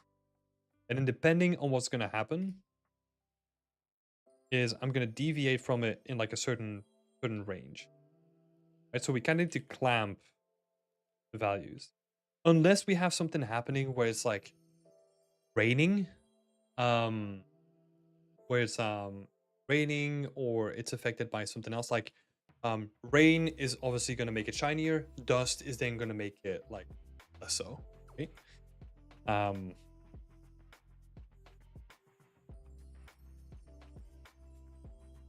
Because the issue is where you have a roughness that is not condensed. It is like really hard to read because we have super shiny stuff next to super dull stuff. And it kind of makes the texture really hard to read for what it needs. So that's what I would do. Like, I added some references here where you can kind of see, like, this is like with a light on it, right? Kind of see what the roughness response is. You can see that it's like super dull. So even stuff like this, I would only do that when it's like wet.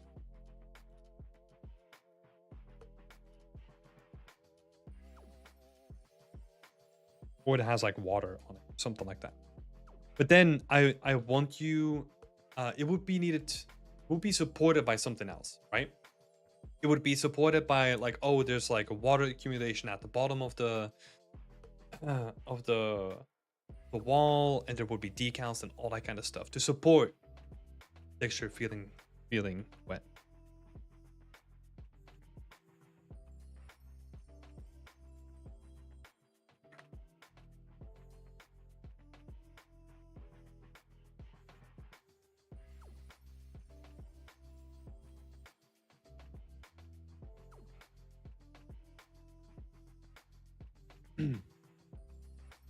I can't see the comment with your email now. Is there a place where I can find your email on the website?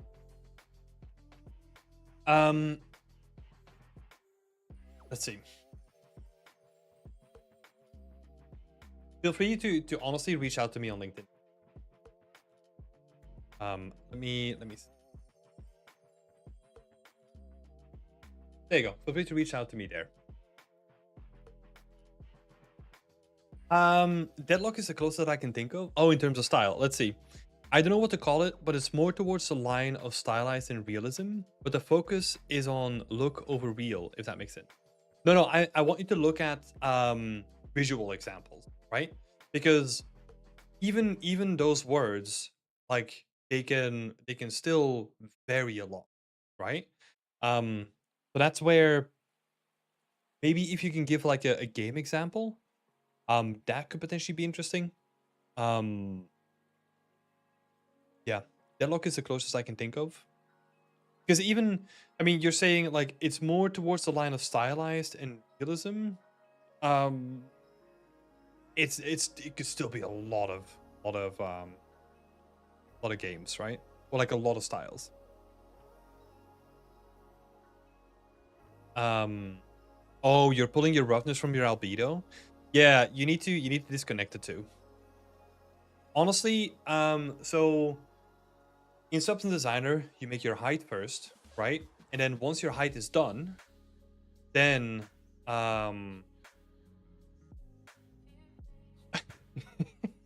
stylized with a bit of realistic touch. But see, even that I can name that can be like so many different games, right? Because how do you define a realistic touch?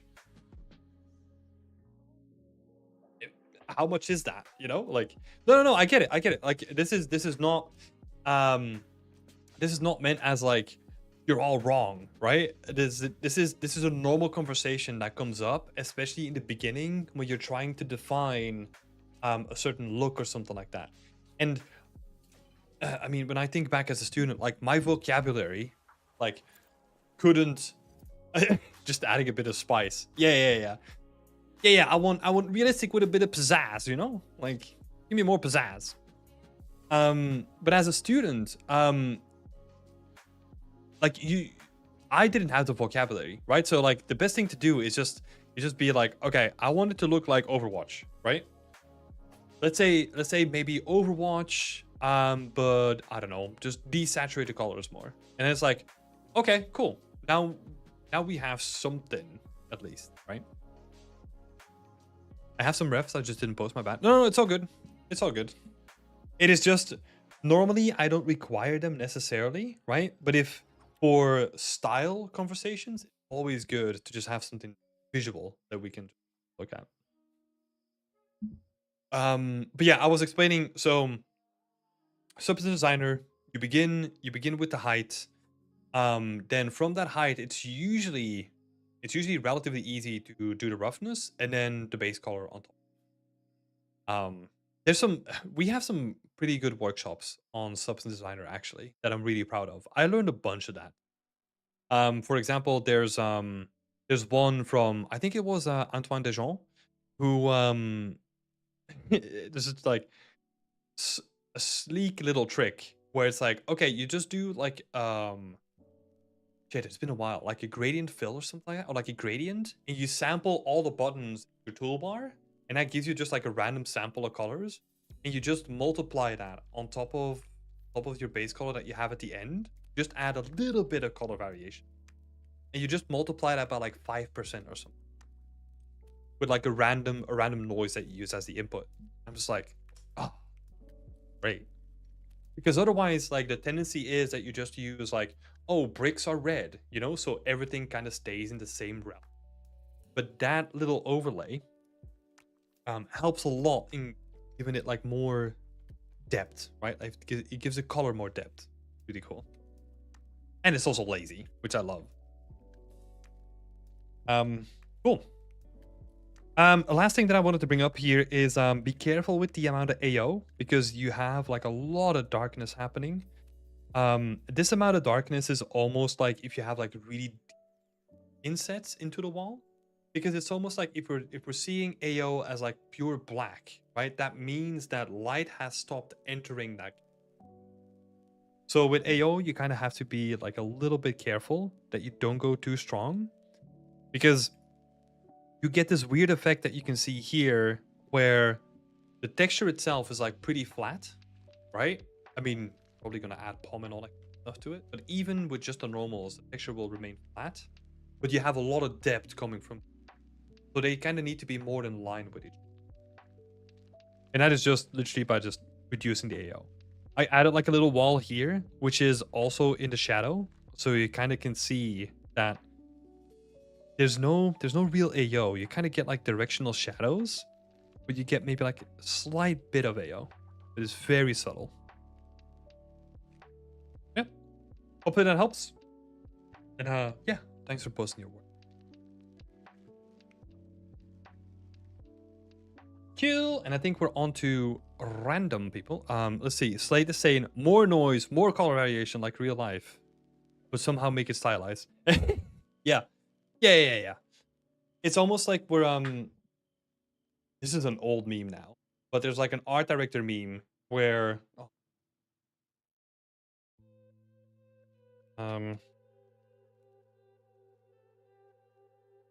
doo-doo.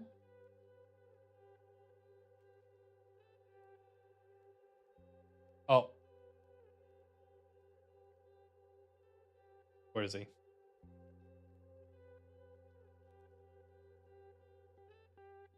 Is this guy, you know?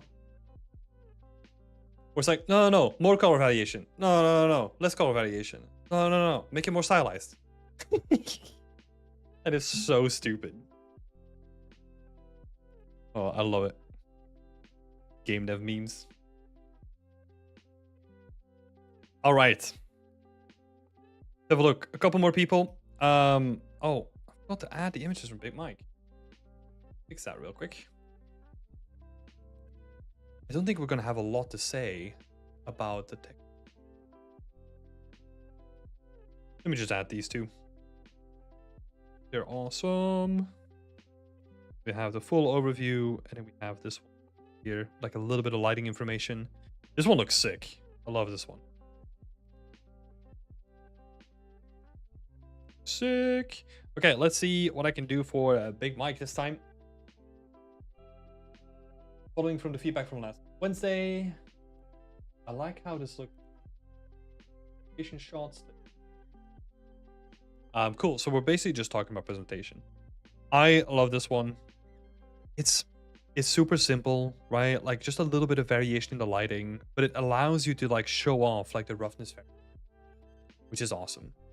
I think this looks like great.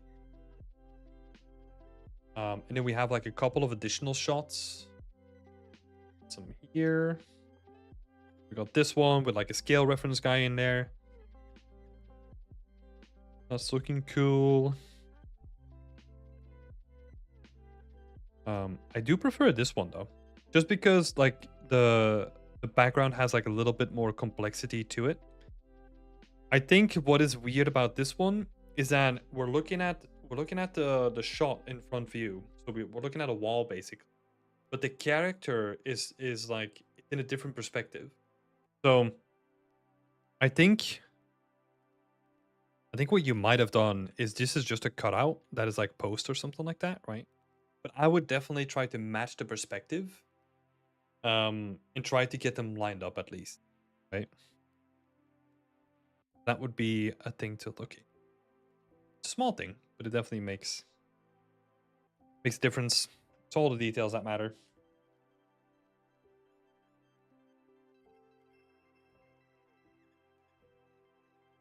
Let me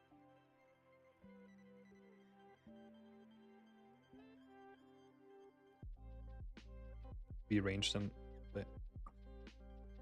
And we got some more in here as well. There's a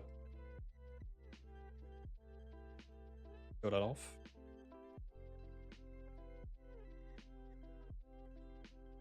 Nice. We got like a ventilation shaft going on at the top of it. Oh, I got some missive going on too. I don't know if I like the emissive. I think it looks sick as is. And I feel like the emissive kind of makes it look like very itch. I don't know. I gotta say, not a fan of the emissive. I don't think it needs it, actually.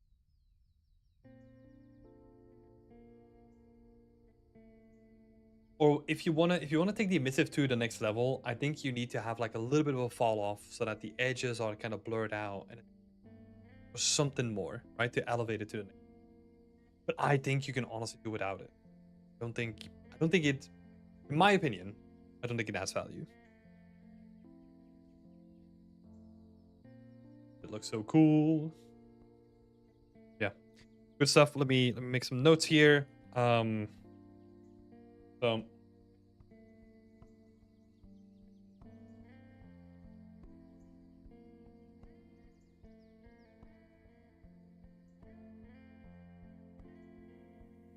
match perspective between the wall and the person.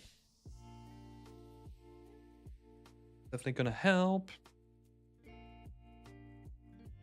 And then the second point was like,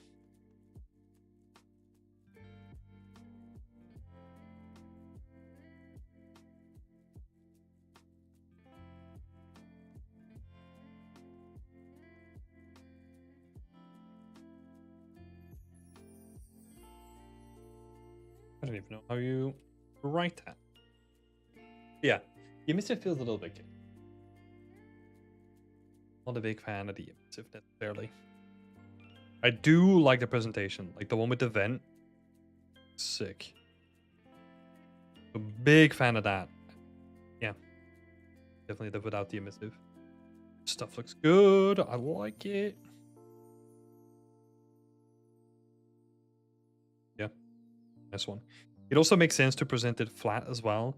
I think if we can get like the same sort of like background rendering going on, and maybe even like shadow, right? Like a shadow of the person standing on it.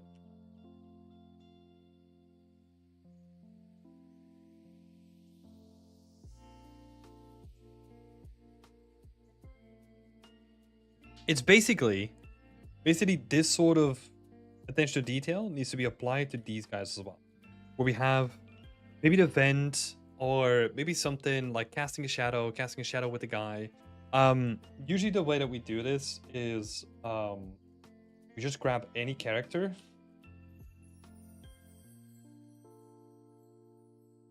and then just set like the material to unlit.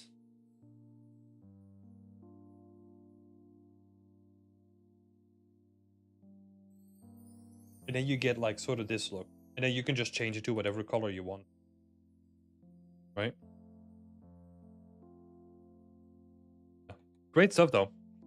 Great stuff. I like the presentation. I think it's just, yeah. A couple of those details are really gonna put like the cherry on top of the cake. Cool. Adam is saying for the characters, you can bring your ref model into the render software, do a render pass with a material ID, and mask that out in your photo editing software instead of rendering the characters separately. Yeah. Is that how you did your characters as well? Because I just assumed that you just had them in there, and you just did the render as like a one pass. Okay. Do you still have them as like unlit, or do you just do that in post? Because I've never really done any of this stuff. I do it in post, easier. Okay, yeah, that's fair enough. I mean, you just slap like whatever color you want on it, and then you can just adjust it in post. That works as well. That's a good shout. I tried unlit, but it got weird and a bit difficult to mask it nicely.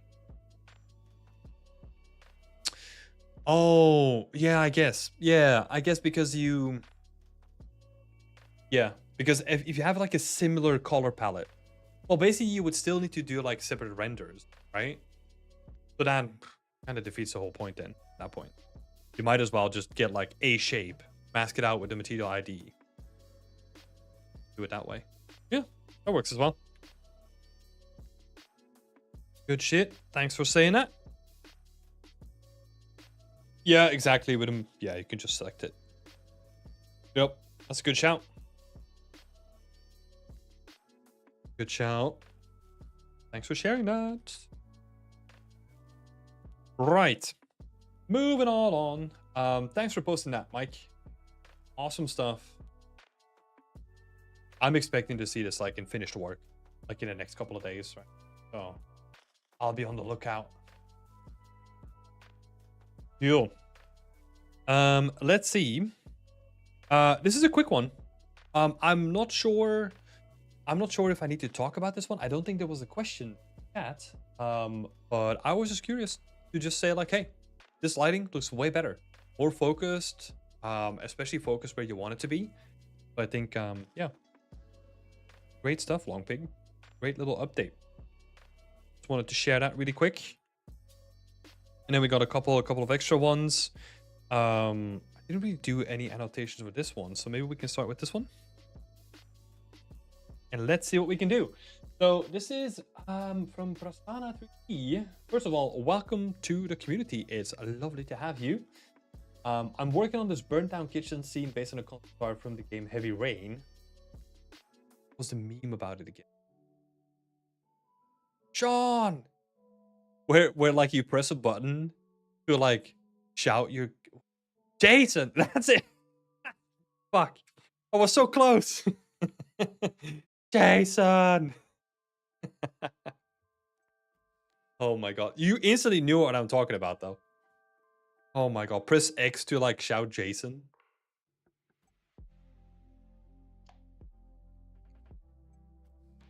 So close, man.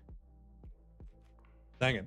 I have to share like a weird anecdote. I don't know if I said this on stream yet, but like in Belgium, I don't know if this was in any other country, but in Belgium, what we had is in fast food restaurants, there were these like boxed in consoles that kids could play while their mom and dad were standing in line.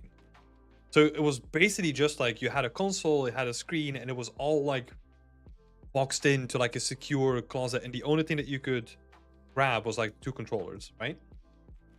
That's how I interacted with a lot of those games, and I think I might have even played Heavy Rain on that at a certain point. Yeah, I just have this like vague memory of just playing on those like shitty like little console boxes in like fast food restaurants for whatever reason. It feels like such a time capsule. Belgium living. Oh my god, it looks so shit. It looks so shit. I don't even know if I can find an image of it. Let me see. I am not gonna find any image.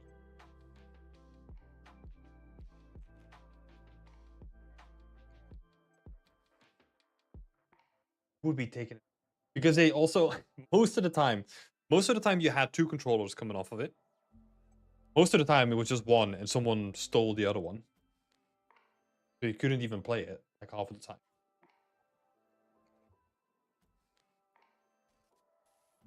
Your little memories. God. They removed them in the stores here a year ago, probably because kids like me were playing them too much. Yeah, I can get it. I can get it. My god, but it's such a memory that I have. The same I have the similar memory with PC Gamer or like 3D magazines, and it would always include a disc.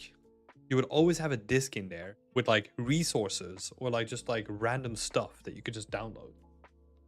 It's also something that was a thing back then. Makes me sound so old. No, that's not that long ago. Yeah, I'm finding it. Okay, it's gonna haunt me now. Let's get back to it though. So Persona is freaking hell. Heavy Rain distracted me a lot, huh? So Persona is saying, I wanted to learn and polish my environment building and focus on the material work and lighting to greatly affect the mood of the scene. I'm looking for feedback on materials, color grading, and storytelling. So I think what I did here really quickly was we have a comparison between the ref that you can see in the top left here, and we have the scene. The immediate difference is that there's a huge difference in the mood and contrast, right? First, let's talk about the contrast. What is happening is that you have a defined focal point, right? The window where like all the lighting is coming in. Whereas in your case, not as defined. I think that's because of a couple of reasons. First of all, I think you are suffering from something that is called light bleeding.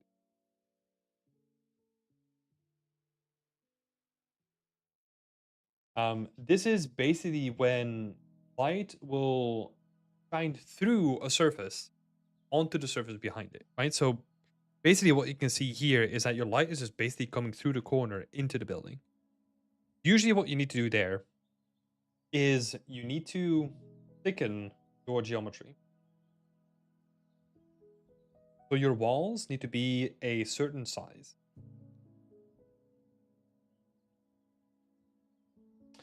I think it was 30 centimeters at least. But please verify that. And that is going to help with like that issue already. But it's basically all in service of, hey, we need to darken up like some of these lighter parts and make sure that we have the focus on the main window, right? Because that is the main. And then also, I think we can really push the contrast in the scene by like having areas that are just like really dark. Have these darker areas. And in your case, there's just not enough. So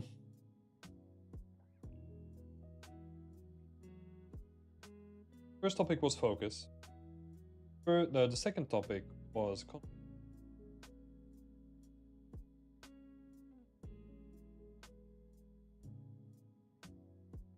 I think those two are going to help a lot already. Right, let me see if I can. Quick edits.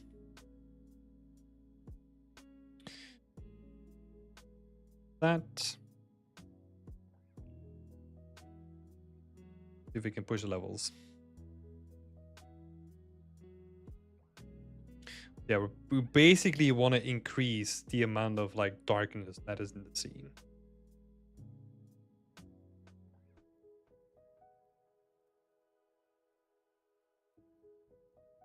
We kind of want to have it like I'm editing this image over here. And we kind of want to push it more in terms of the same colors, right? The same sort of contrast and same sort of like black and white values. Values is probably the best way to describe it.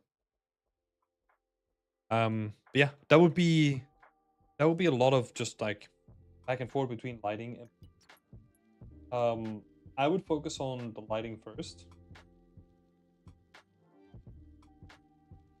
See if you can push that with your lighting. But first we need to solve the light.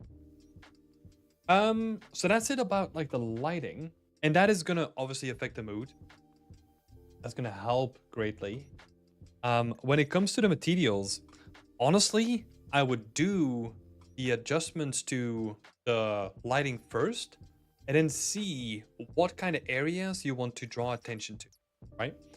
I already have the feeling that this wall over here is probably going to be the most important wall. So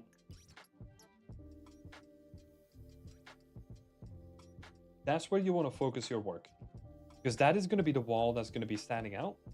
And we do want to get closer to like all the nice, like more unique elements in this card.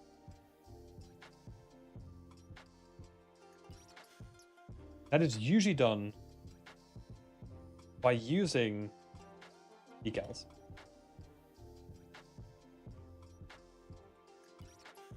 Right, so like these kind of splotches, this crack, that can be done.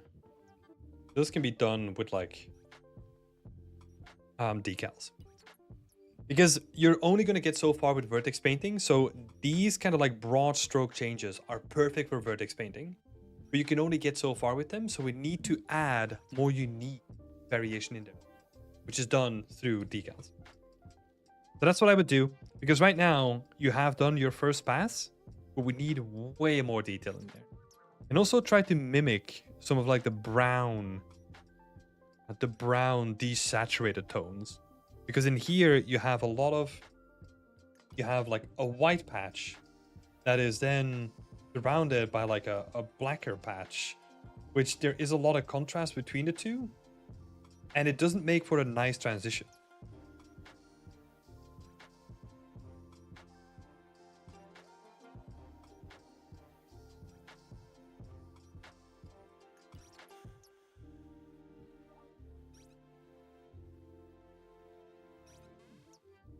Yeah, we need to have a better transition between those surfaces, and that is most of the time that just means that we need to push them closer so that that transition becomes nicer, right? You can still use the normal detail that you have, so you have like a flatter plaster, and then you have like a bumpier surface that has been burned, right? You can keep that normal detail, but you kind of want to push the colors more blend. That's going to give you a better transition. Yeah. I would do lighting first, and then see what area stands out and focus your attention there. That's what I would do. Thanks, Persona. Thank you, and welcome to the community. Right. We're gonna do Artyom next. Because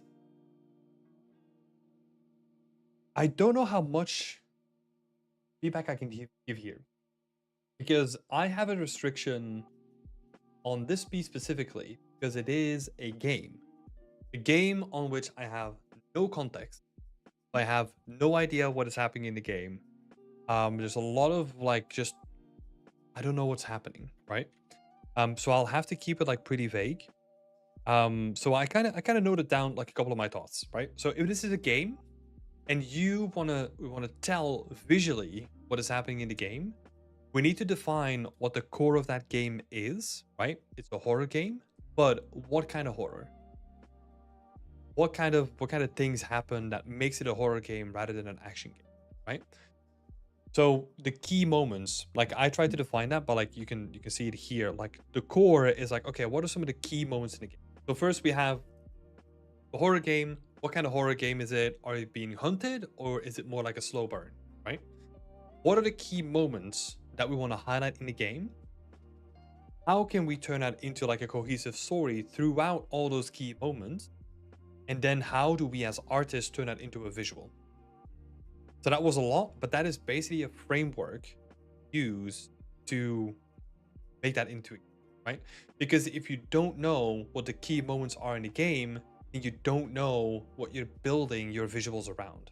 So we need to get that context first before we can then dive into making the visuals for it, right? Because there are still some things happening here, and there was a video accompanying this as well. But even from looking at the video, I have no clue what the game is about. Like it just feels like an empty room that you're kind of just walking around in. But apart from it being dark, I don't feel any horror kind of stuff, right? Obviously it's early development, but like if it's a horror game, I kind of want to know more about the story and how that is going to affect like the set dressing that Salzy, hey Tim, I'm a long time watcher, enjoyer of the stream. How are you doing? I'm doing good. Thank you for jumping in. It's good to have you here. How are you doing as well? Yeah, we're just talking about like a little game that Artyom is trying to make some art for, I'm assuming. But that is basically it. Like you need to find out the core of the game, then turn that into a consistent story that runs throughout the game, and then how are you going to build visuals to it? There's a different note here as well, where colors, especially this shot, has a lot of colors, which feel really happy, just because they use like bright and warm colors. but it doesn't feel like it matches the tone of the game, right? If it's a horror game. And if it's supposed to be a juxtaposition, right? If we're supposed to be feeling like happy or cozy or whatever, give me something to look at that adds context to those colors. Because otherwise, like, I'm just looking at a bunch of colors, but there's no context, there's no asset work. I'm not talking about full assets, right? Like full textured finished assets. I'm talking about blockhouse stuff. Little cubes. Like, they can do a lot of weight already. But at least give me something. Yeah. Because right now, a lot of it is like still pretty basic. But I want to see more stuff happening in there so that I can get more content visually. And that is going to be really important. Because some of these shots can turn into like something really cool, but I need to double down on the story of it. Because yeah. Good, thanks. I have something I want to ask. It's sort of a complicated but personal to me in terms of art and my journey. Is this a place to ask that? Oh yeah. Yeah.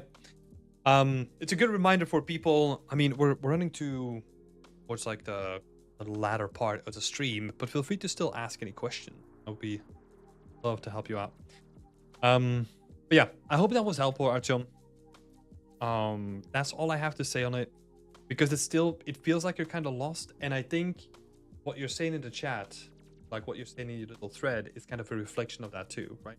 Because you're saying, I've been feeling a bit stuck lately and unsure what to focus on next. So uncertainty of what you have to focus on next is because you probably haven't defined what those core elements in those game are going to be.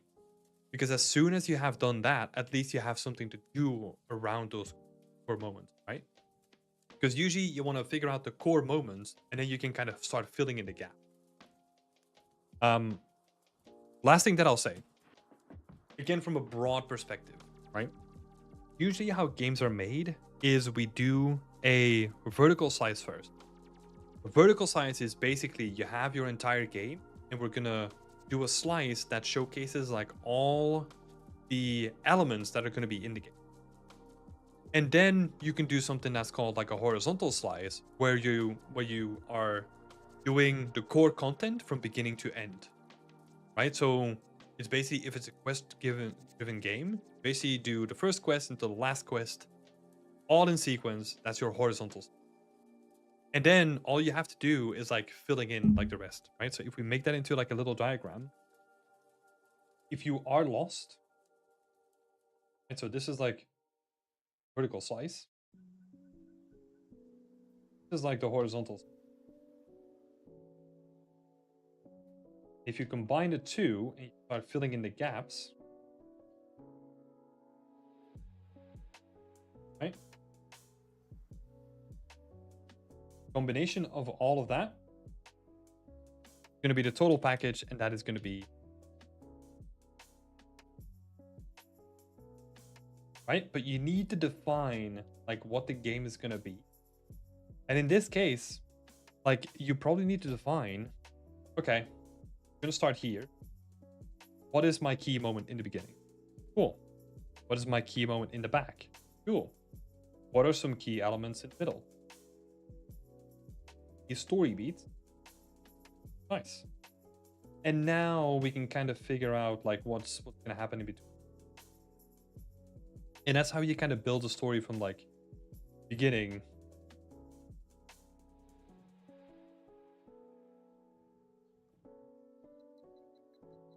Yeah, we need to have a structure around this. Otherwise, we're just running around in circles. That's not going to work. So yeah, I hope that gives you like a little bit of structure, Artyom.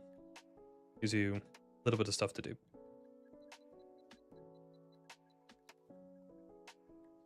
Let's have a look. So, Salzy, awesome. I've been basically self-taught until now. I have a business that's been taking my time, so I've been out of practice. But I want to have this to transition into in the long term. What should I do in terms of my path now? I only have experience in Unreal Engine 5, Blender, and Substance Painter. Where should I go from here? And is your community the right place for me? Wait, let me read that again, because I have a business that's been taking my time. and have been out of practice. But I want to have this to transition to into the long term. Okay, so the business is the long-term prospect, then, I'm assuming, right?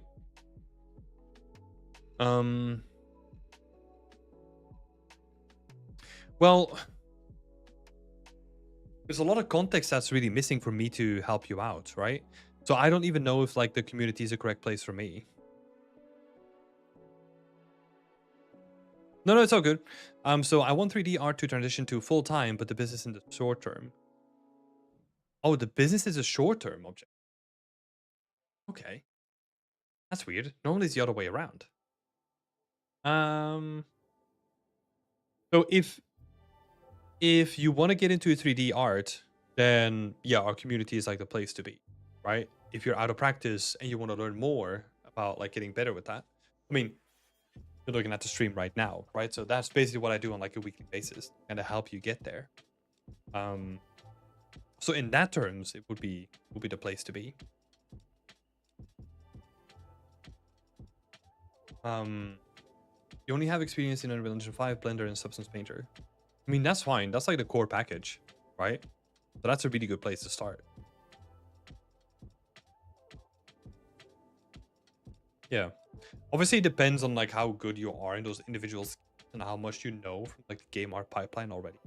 But yeah, I mean, yeah, if you want to get into game art, like that is literally the reason why this community exists, right? So if that is the goal, we'll be happy to help you.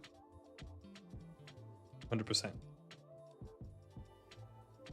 Cool. So yeah, last one for today then.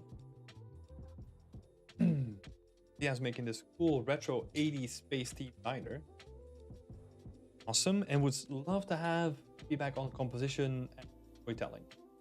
So I think most of my focus is going to be on the composition and the structural elements of the building, right? First of all, awesome. This space looks sick, you know? Like I love the visuals of it. What I do want to do instinctively is make the visuals more profound, right? I added like a couple of images here, which is the Red Rocket Station, right, in Fallout, because that was one of your inspirations, I think. What I wanted to really get from it is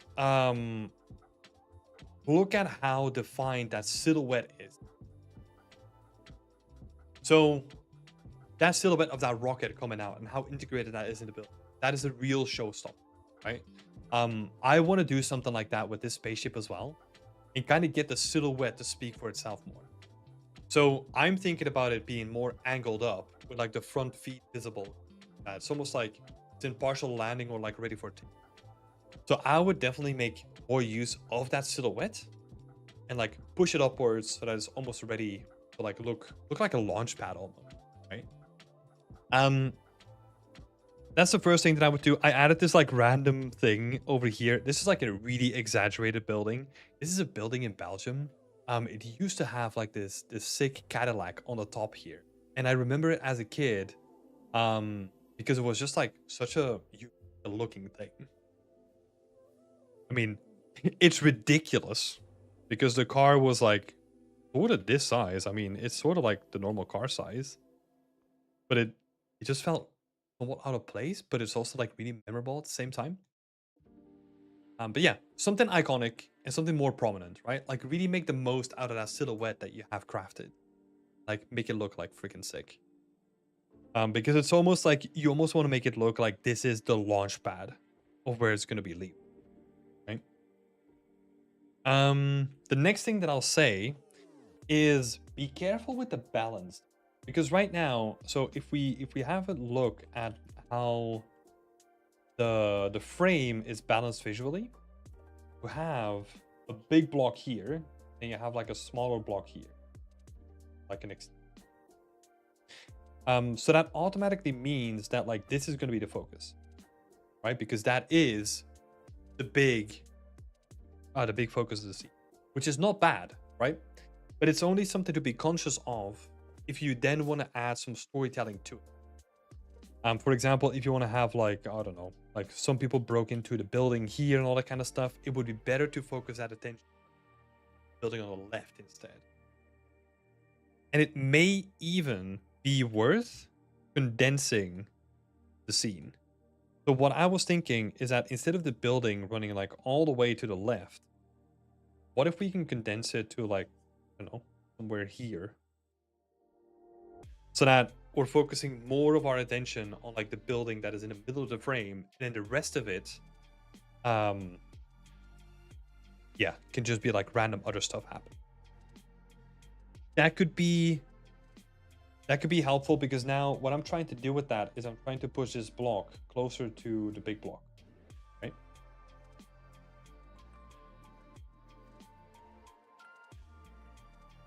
And this is how I tend to look at things. Basically what I'm trying to do, instead of like two separate bits, I'm almost trying to make it something, right? Where that is going to be the scene, and then we can like off to the side here.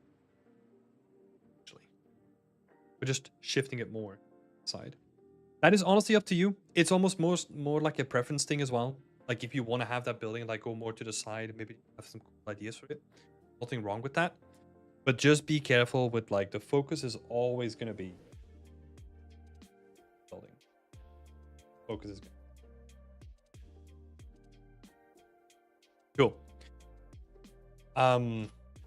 There's a lot of context missing. Sorry, we're jumping into the chat again. So Salzi is saying, there's a lot of context missing, understand, and my experience is for sure limited. I would probably ask more stuff earlier on your next stream if I can. Yeah, sure. Yeah. Feel free to jump in next week and ask like a whole bunch of stuff.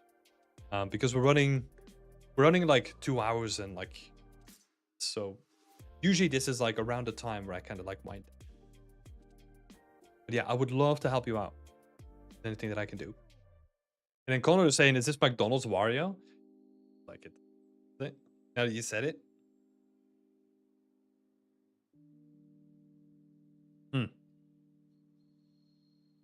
Now, so we talked about like making the silhouette more prominent. We talked about like the visual balance that you have in your scene and where the focus is going to be seen, right? That is all good. I think the third thing that I wanted to talk about was the stuff about storytelling, right? This space is already really, really interesting by itself. It has like a bunch of interesting shapes. It has like a unique language going on. That is awesome. So you had this idea for the story where it's like, oh, it's been abandoned after a nuclear event, and then it's left unchanged in the state for decades. That could be cool, but I would probably challenge that in terms of like, okay, what more can we do with it? Like, has it been repurposed? What happened to the location? Like, did people strip it for parts? Like, did people turn it into like something else, like defensive position? Whatever, right? I feel like I want a hint at something more. Or maybe, I don't know, nuclear bomb, did a blast, you did people like skeletons basically at this point. Yeah, I want something more than it. Maybe this is a Fallout fan in me speaking, but I want something more in terms of storytelling rather than just like, oh, this is a beautiful abandoned building, which can definitely work, right? But I challenge you to think about like, how can you elevate the story on top of it rather than making it. Oh, I added like the forward point here, which is basically connecting the two buildings. That is basically just a continue, like point 2. But that is more of. Yeah. I hope that helps. That helps us here. Really cool idea. Really ambitious as well. Be careful. Careful with the scope and the scale of things. That's why I'm also opting for potentially a smaller building, because then you have to manage like less stuff. Yeah, I'll leave you to. I love this though. Like the inspirations and like the shapes and like all the stuff that's already happening is really, really cool. So I'm keeping an eye on this one. Sure, Vasia. Nice one. Okay, I think that was it for this week. Let me switch on back. We got 12 people today sticking it out until the end. I appreciate all of you. Let me save out these real quick. Yeah. Oh, I want to give a massive shout out to some of the people that have been supporting in our community as well. I saw Lloyd has been commenting on this one. Other people have given other comments, like Magma has been really involved with giving people feedback as well. So massive shout out to our other community members, like trying to help those people as well. That is freaking awesome. But yeah, I'm gonna leave it here, people. It was lovely to have a chat. You know where to find like all the good stuff. There's a link down in the description below if you wanna help us grow and help us support and learn a bunch of stuff in the meantime. Yeah, long story short, I'll see you next week, same time, same place. If you want to get your work included, become a member of our community, then I will happily have a look. Have a lovely evening, everyone, and I'll see you next